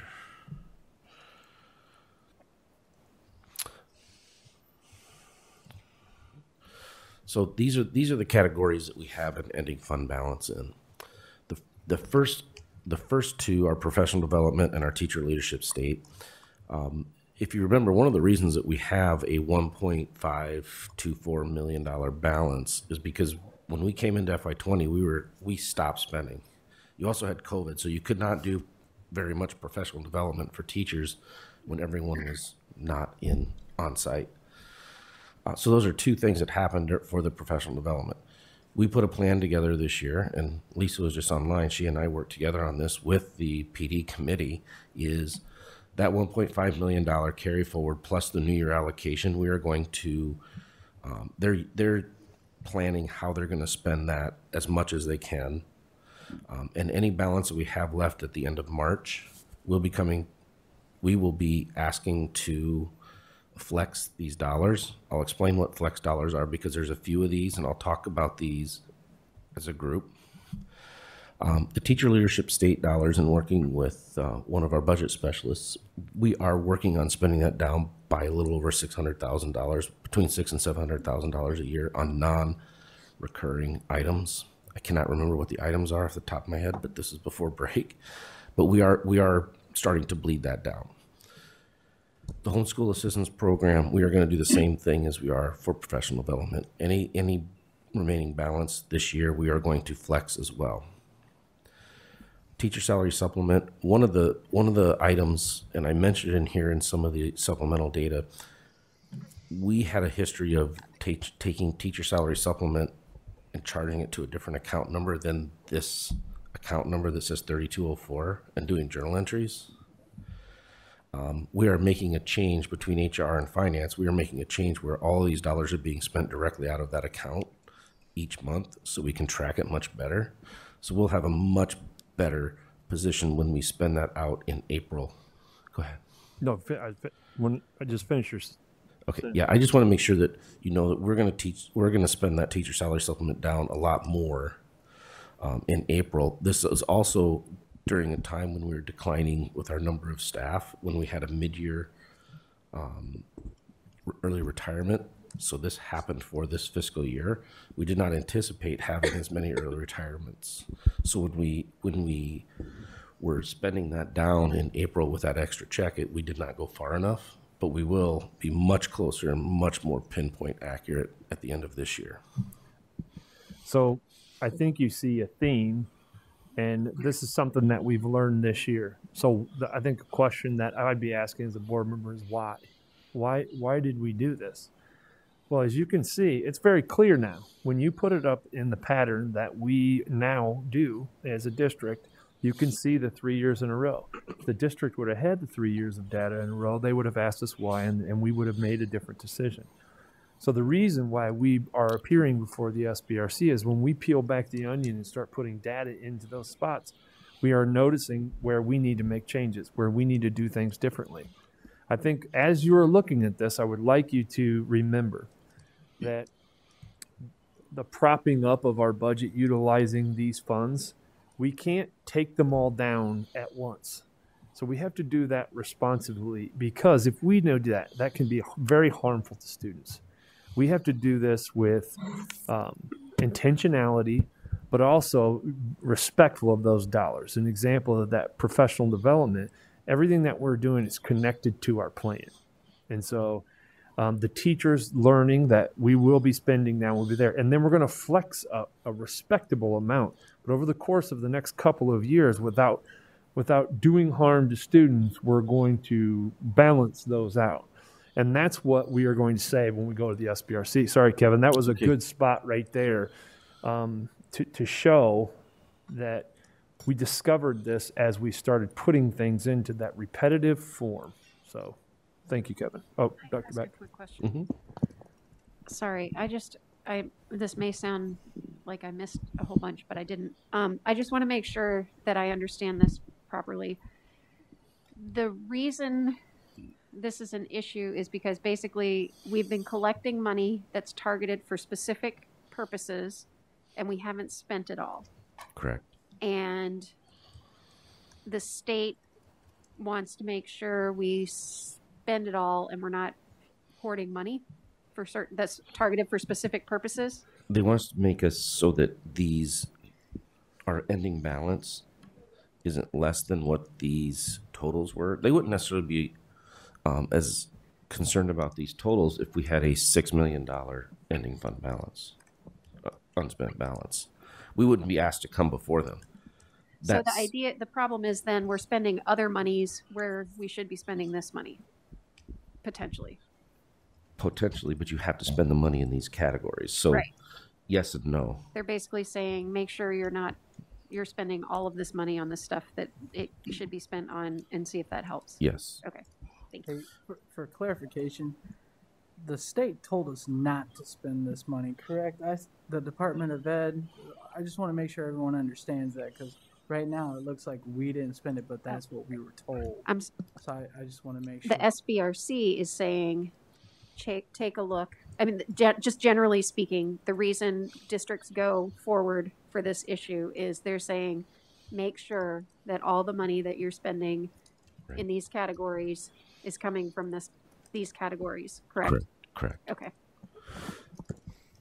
The other point that it boils down to as a whole for all districts combined is making sure that these are pots of money that the state over the years have said, oh, we need to earmark money for this purpose and earmark money for this purpose. And instead of putting it into our per pupil allotment, they put it in these categories. Well, times change. Things happen. Not all school districts are the same. They're not all going to spend it in the same way. So these disparities and these balances start to grow. And then what happens, they're kind of put in a pickle where they say, oh, we've got all of these schools with all this extra money. They must not need it. Let's take it away. So SBRC is also in a way trying to protect us as a school district, as school districts, plural, to make sure that we're spending it down to a reasonable amount. We're not saying we have to spend it all 100% every single year, but let's keep it at a reasonable amount for a carry forward. Okay. That hits the biggest one, but I do want to go through the other ones because size-wise, they're not as material, but it's still important that we have the practice at making sure we're tracking these and making sure that we have an appropriate balance. When we go to the 4-year-old preschool, we know we're going to spend it. We're already propping up preschool with ESSER funds. Again, this is one of those things where when we put our budget together, I said, we're keeping our staff as is. We know the enrollment's down, but we're going to keep it up for the year so they can start to grow their enrollment. And so we put X amount of teachers that would be from the balance carried forward in the new year out of preschool. The rest are coming out of ESSER. So we know that's going to self-correct itself at the end of the year. Gifted and Talented, they have so many different programmatic things. They're going to spend that down, and they are in the process of spending that down. And we're not, that is another one that we could flex, but we don't intend on flexing that because they need those dollars in Gifted and Talented. The teacher development achievement, that'll be spent down. I don't know if it'll be gone, but that'll be spent. The textbook aid for non-public, that's another one to mention. We are not as in control of that as the non-public schools are. It's their responsibility to spend it and get reimbursed. If they don't spend it, it has to sit in that account. So it sits there. So it just depends on what they do with their dollars and their ask. The last one is a successful progression of early readers. That will be spent this year. I'm not even sure if it's still active. I think it's done, but that one will be cleaned up. So what I wanted to mention, we have really two items that are flex fund. What a flex fund is, it allows us as a board to make the decision to say, we do not intend on spending this on those categories that were given to us in the first place. We want to flex that so it can go back into our general fund, and we want to, it doesn't spend money, it just flexes it. So we move the dollars from these specific categories back into our general fund. So when we will ask to do that in April or May, at least before the end of the fiscal year. Any questions on these funds?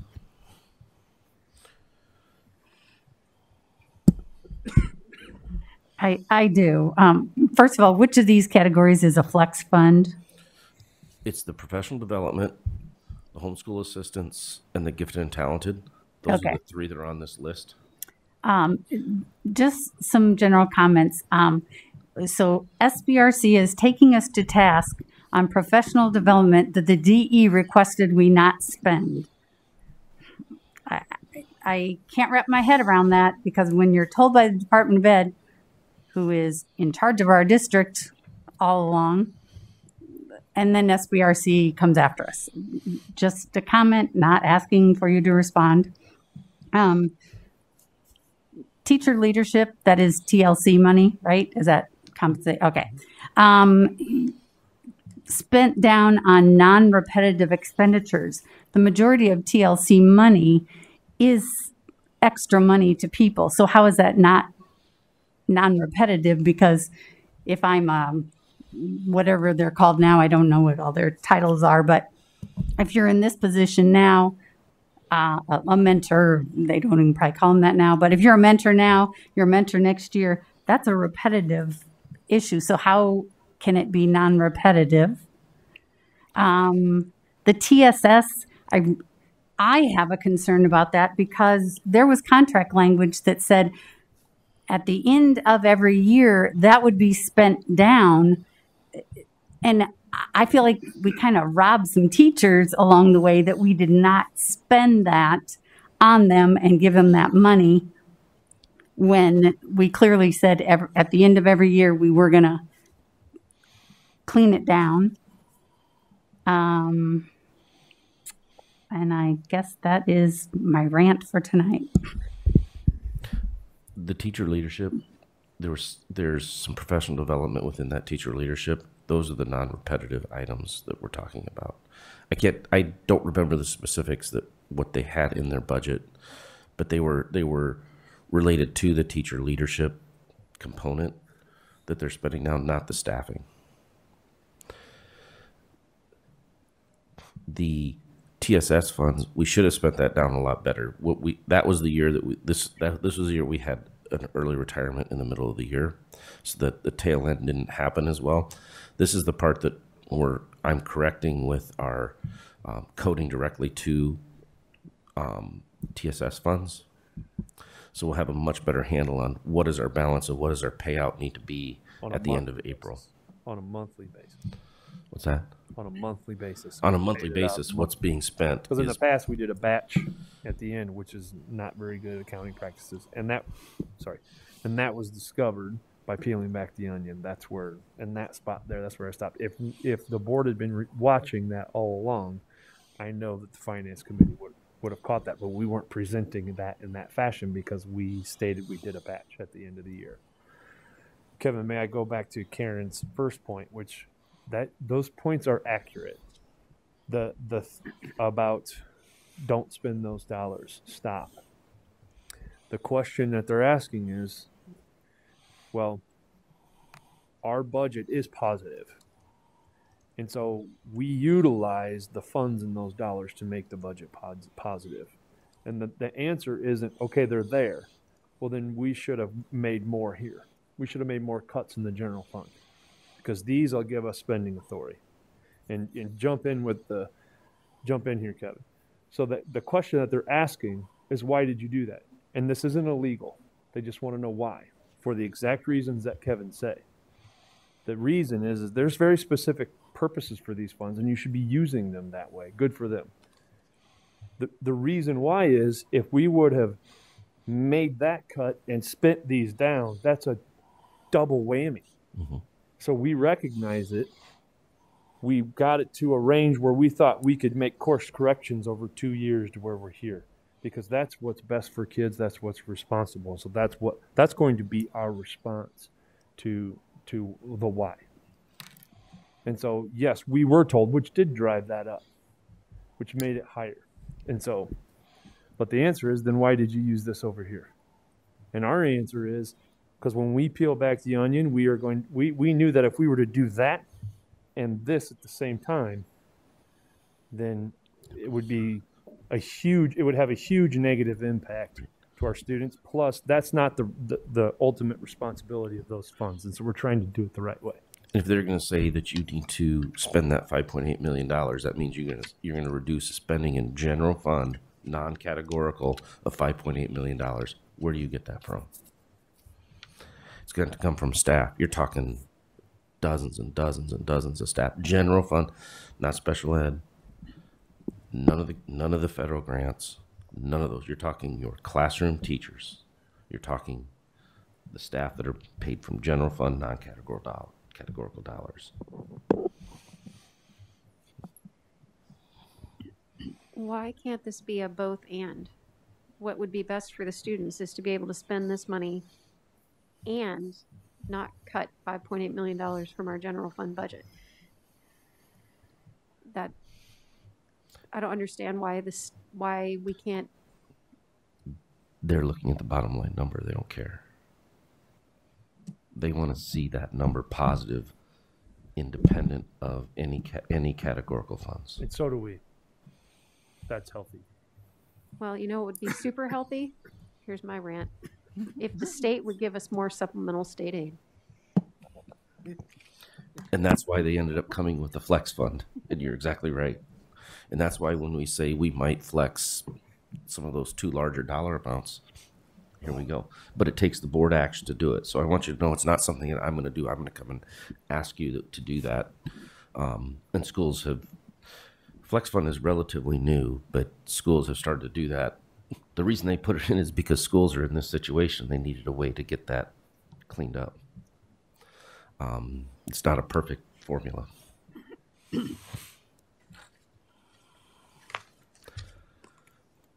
Go ahead. So when we vote on this on Monday, you're asking us to vote to allow us to flex that money from these categoricals to the general fund. No, asking to approve the plan that we gave them to show them how we're going to work this out. We will ask to flex those dollars in May or June at the end of the fiscal year, before the end of the fiscal year, to move those based on Not just this, but this was part of our plan in the first place. We're just asking to approve this. So we're being asked to approve this plan to go to the school budget review committee. Correct. Okay, that's fine. But I'll be back. Kevin, I think there's one more document on this exhibit, and it's something that we've reviewed in the past, and it's our newest census document created by Jamie, and our finance committee is reviewing this every day to look at how many employees we had this year, last year, and then compare up, down, and it's by the month. And so this is another exhibit that we will be turning in, along with some other projections that you guys see on a monthly basis. And what they want to see from us is they want to see, okay, how are you projecting out? Are you projecting positive? They want to see, what does that bottom line look like? And so what they requested from us are these next items. And these are items that you see regularly.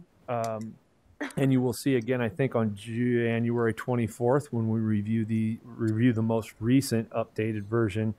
And so they asked very specifically, how are you going to get out of this? And the number one thing that we're going to do is track our employees, and we wanted to show that we're actually doing what we said we were going to do.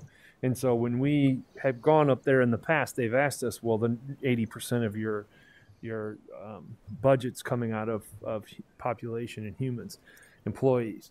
And so we wanted to share with them current live data. And then the next piece is our key results from our 5-year projections, solvency ratio, which we see, and the unspent authorized budget, the UAB. Yeah.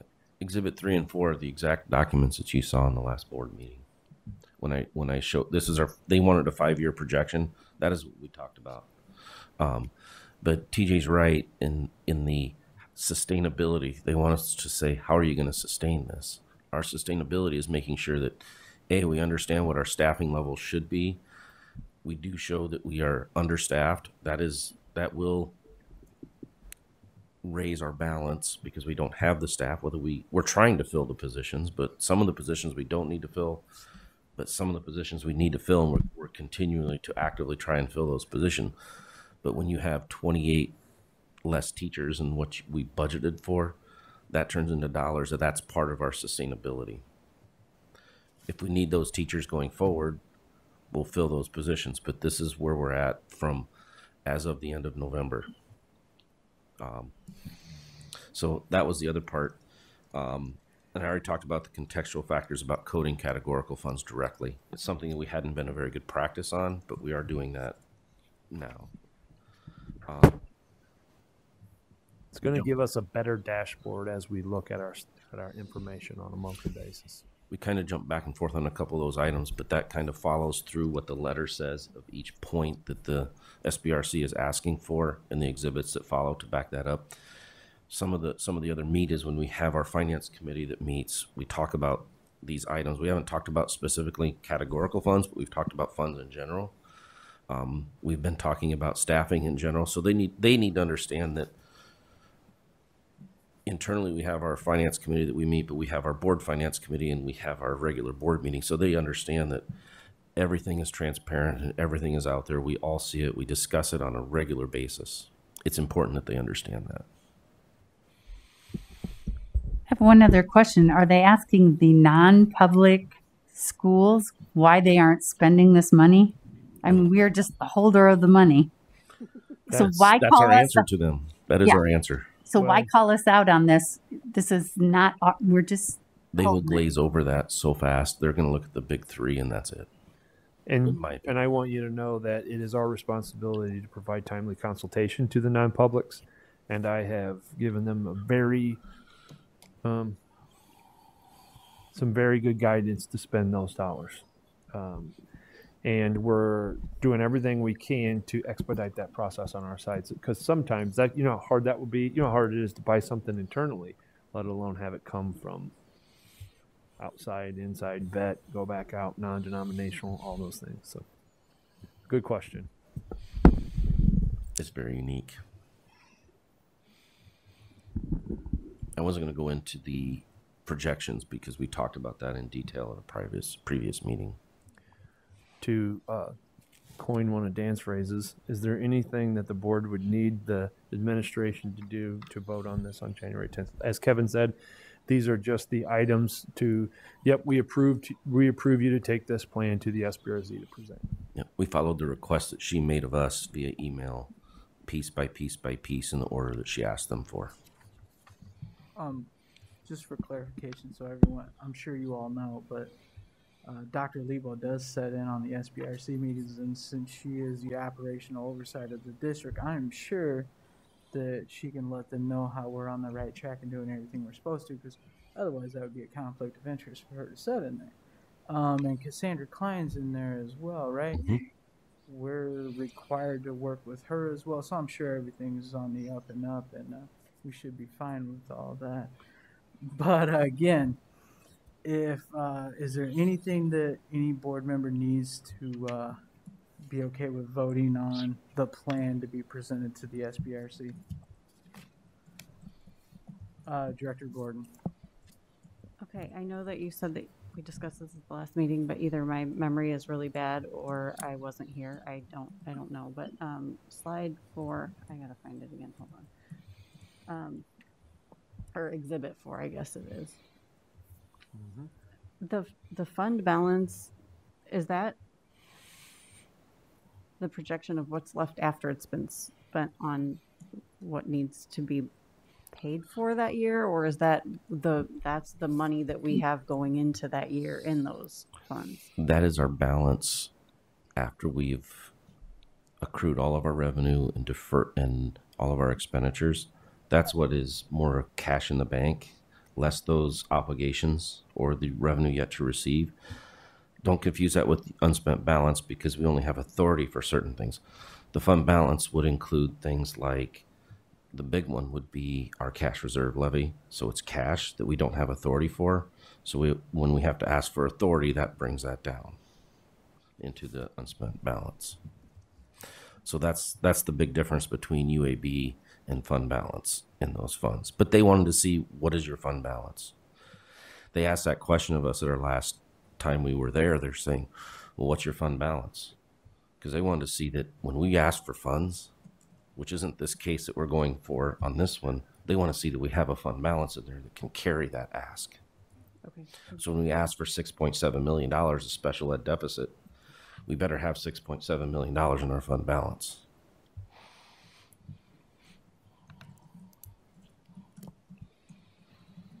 Any other questions? Director Beth. Just to clarify for anybody who needs it, when you're saying when we ask for $6.7 million as a hypothetical, we're asking for the authority to spend $6.7 million? Correct. They never give you dollars. Right. They never I know. I hand you just a want to check. make sure that everybody else knows that too. Yes. Okay. Thank you.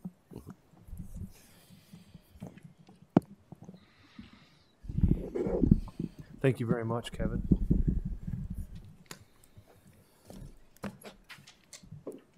And if we can do it, we got one more, and it's very important. So, again,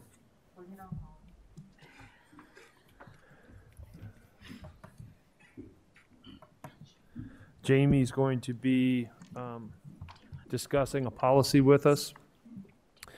What the district is doing is really trying to do our due diligence in the face of some of the most recent regulations in terms of OSHA, and as you are watching them play out right now on the national level. So, Jamie, first of all, thank you for being last on this incredibly full agenda.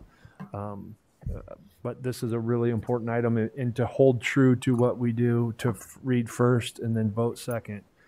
This was the only opportunity we did to make sure that we were in compliance if it gets passed in recent legislation. So, Jamie, thank you so much. And by the way, that census spreadsheet's awesome, and Jamie Weinsreel is the one that helped create that. So thank you for doing that, Jamie. You're welcome. So these vaccine mandates we've been following it like a game of tennis.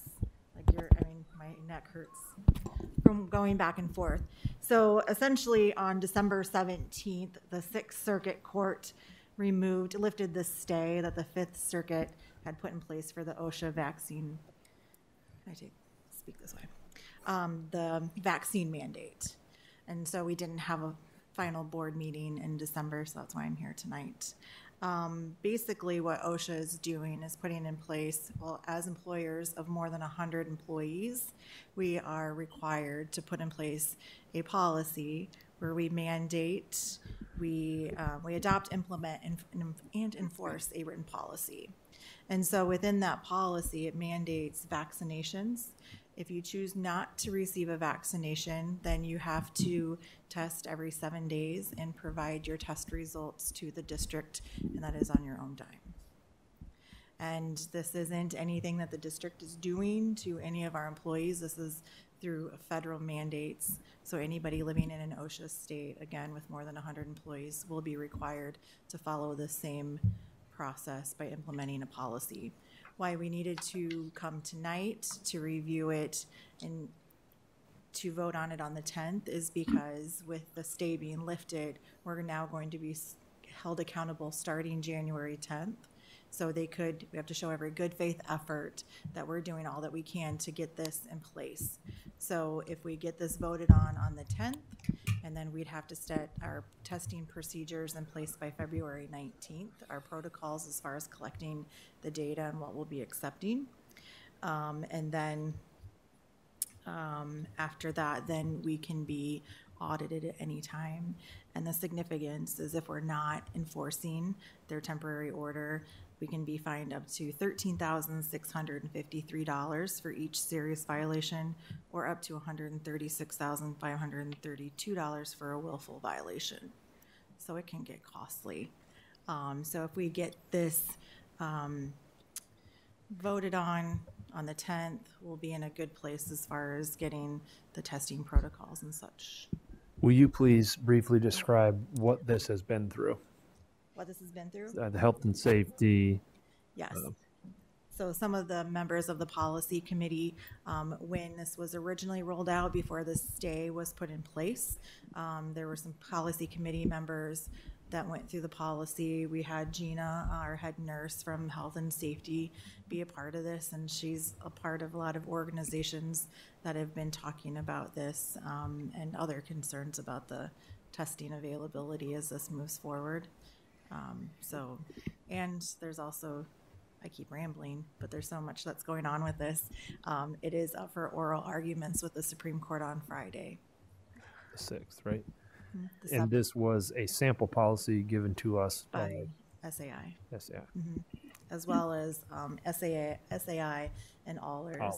Yep. One of our attorneys that we work with worked in conjunction to come up with the policy, so it's been vetted by 2 different organizations as well.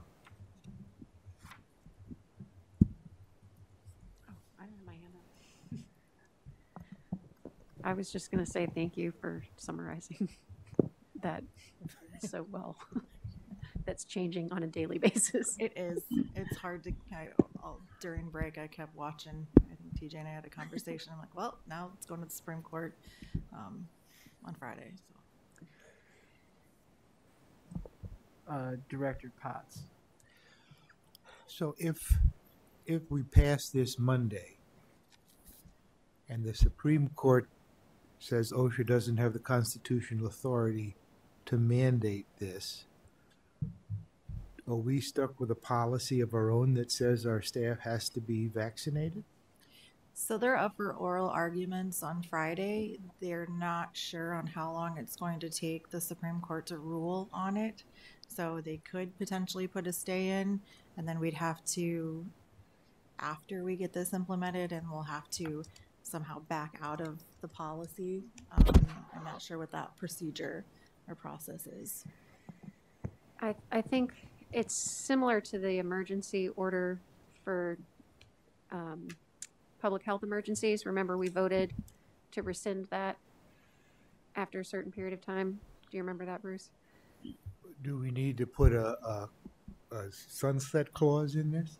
The OSHA ETS is actually a 6-month, so it's a temporary, that lasts 6 months. So that would have the sunsetting period on.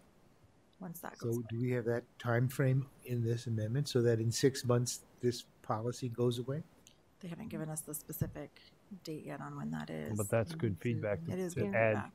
And This actually, we could put a line in it that we've done before that says unless, you know, this is in place as required by law or something like that, so that we don't have to revote if they say not, I mean, assuming that's what the board wants to do. Also. Sunset. Yeah. My second question is what you can't find a COVID test. You can't find them. So what do we do if we're at that point and people can't get tested? That's a good question because it's going to be And I know we don't have an answer, but what do we we say, no, you can't come to work? I'm assuming it's going, my guess would be that they tell us to mask up, which we already do. But until they come out with some more verbiage on the testing shortages, I don't have any It's good obviously answers. a well thought out plan from the federal government. It's been an exhausting plan to follow. Is that all you? Yeah. Oh, Director Posture. So what's the potential? How short-staffed could we be with this? I mean, what do you have any idea what percent of our staff is right now? Can I jump in on that one? So what we would like to do is we wanted to present it tonight, and in order to meet OSHA's timelines, we would really need to put out, we have a survey ready to go that we'd actually launched with the Head Start funded positions because they had a mandate rolled out. But we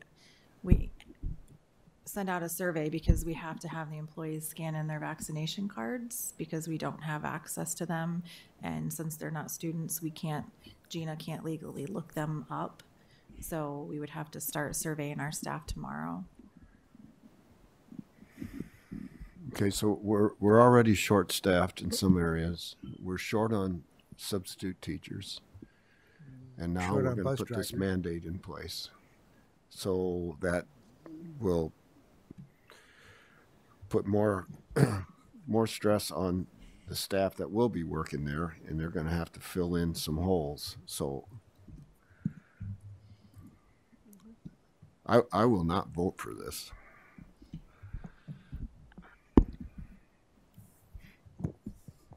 It's a mandatory policy by federal law, though, so we can't not have it in place. The federal government doesn't have to tell me how to vote. Fair enough.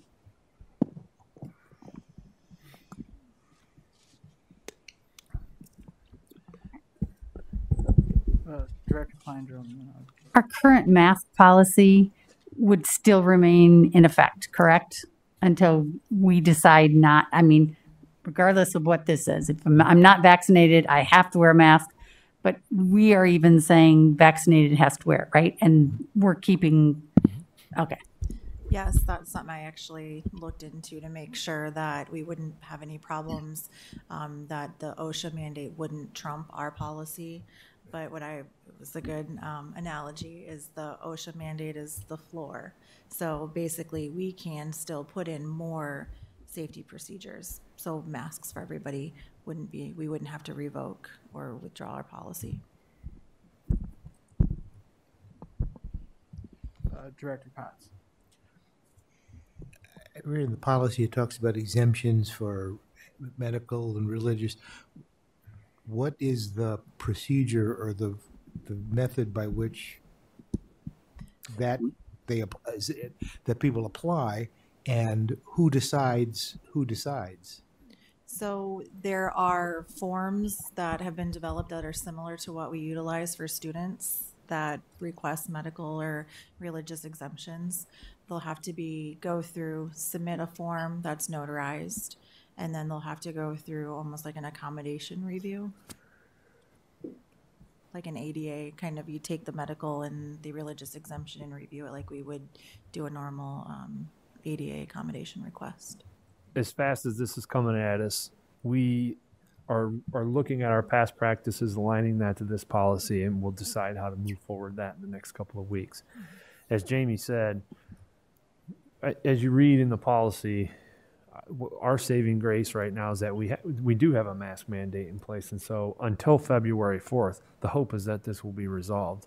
And we have multiple board meetings in between now and there to where we could cancel this or rescind if it is canceled or kicked out of court. And so we're just here doing our best due diligence, because if we are not, you saw the fines. If you willfully do not follow this, is that $100,000? Is that per person, or is that for the district?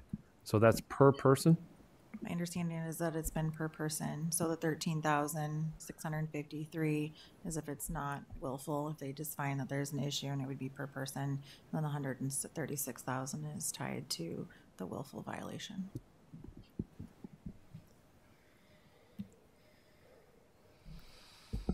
Does this also apply to our bus drivers? I mean, our contracted employers, but they're not our employees exactly, or how's that work? So the OSHA mandate is for employers that have over 100 employees. So I don't know how many employees Durham, how many they employ. If they have more than 100, they would fall under the same requirements. If we have contractors that are less than 100, they wouldn't be required, with less than 100 employees, would not be required to follow this mandate. And we looked into that, and Durham has meetings on that schedule this week. So to answer your question.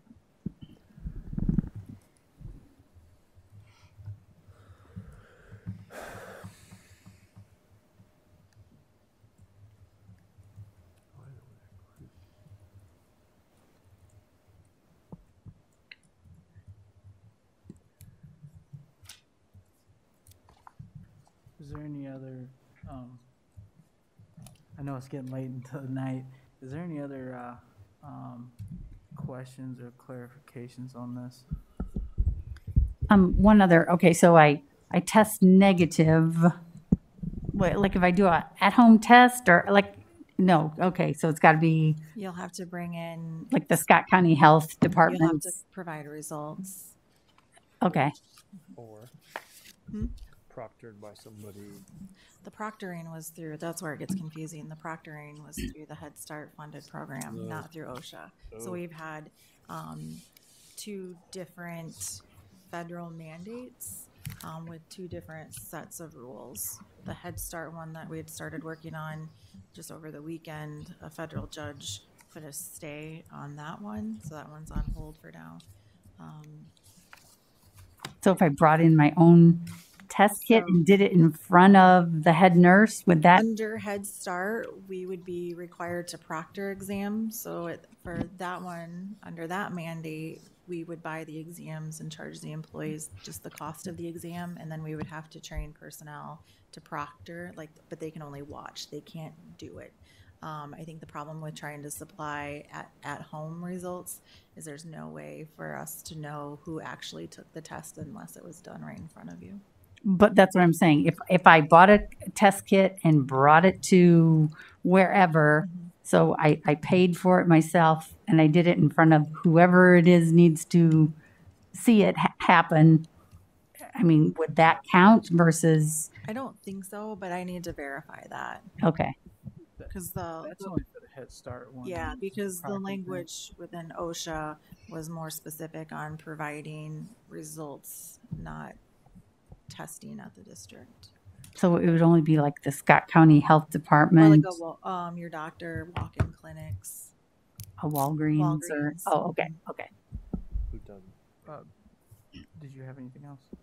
Director Potts. I just want to say, having done several self-tests myself, it would be a noble person who would volunteer to do that for somebody else. It would not be me. And on that note. So with the testing, that's on the employee to get that done, and it's every 7 days? Correct. It's on the employee, and it's every 7 days. Unless there is a caveat within the procedure. If you have tested positive for COVID and you return back to work, you don't have to test for 90 days. Well, And that's because some people test positive for antibodies for a very long period of time after they're recovered. I didn't say it made sense, Bruce. I thought I misheard you because it's late in the night, but You can't make this stuff up.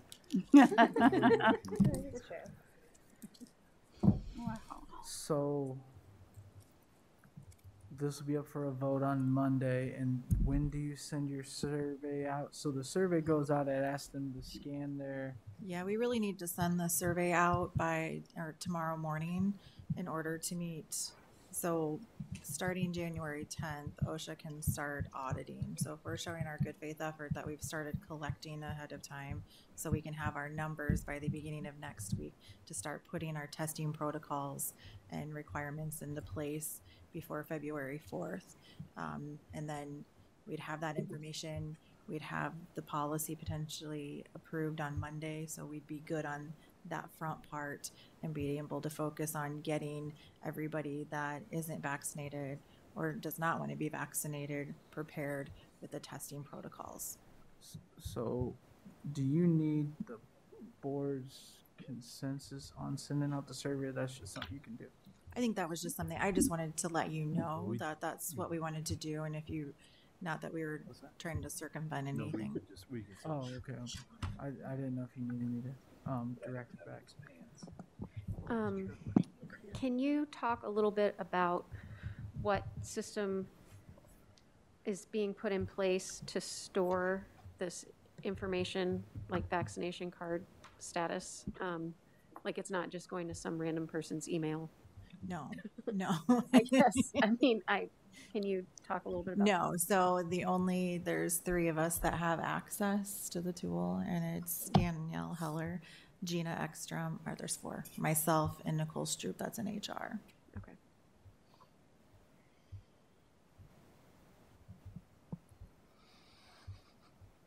And if they're vaccinated and all that, they don't have to test and all that. Right. If you're vaccinated, you don't have to test. If you get COVID, you don't have to test for 90 days. And if you're not vaccinated, you have to test every 7 days. Okay. So the smart, untested person would get COVID. Yeah. Be home for 5. Come on back. With our with the rise right now, there might be a lot of people that would be exempt for the next 90 days. There was a line going around the block at Genesis today. And we're following the science. I guess it coincides. We talked about science earlier, right? You kind of want a consensus from the board to see where we're at, I'm assuming. Or does the board need any other information? You don't have to say what you're going to do, but do you need any other information before this comes for a vote on the Monday the 10th? Yep. Okay. Is that it for the, do you need anything else from us? No, thank you for letting me take your time tonight. Did you draw the short straw to bring this to us, or? Yeah, no one else was putting their hand up. And I just really hope, the one thing I would really like our employees to know, we did receive a lot of calls today when people saw this on the board agenda, and this isn't something that the district is doing to our employees. This is something, whether you're another school district in Iowa, or if you're work in another place with more than 100 employees, it's almost everybody's impacted. So I just want employees to know. But it's another mandate, just like the state puts on us all the time. So, I mean, I get it. Yeah. But I just want our employees to know. I know the questions where I think people thought it was another policy that we're putting in by choice. All right. I'm going to skip the board of reflection tonight. Director Potts, can I have a motion to adjourn? So move. Second. All those in favor say aye. Aye. Meeting adjourned.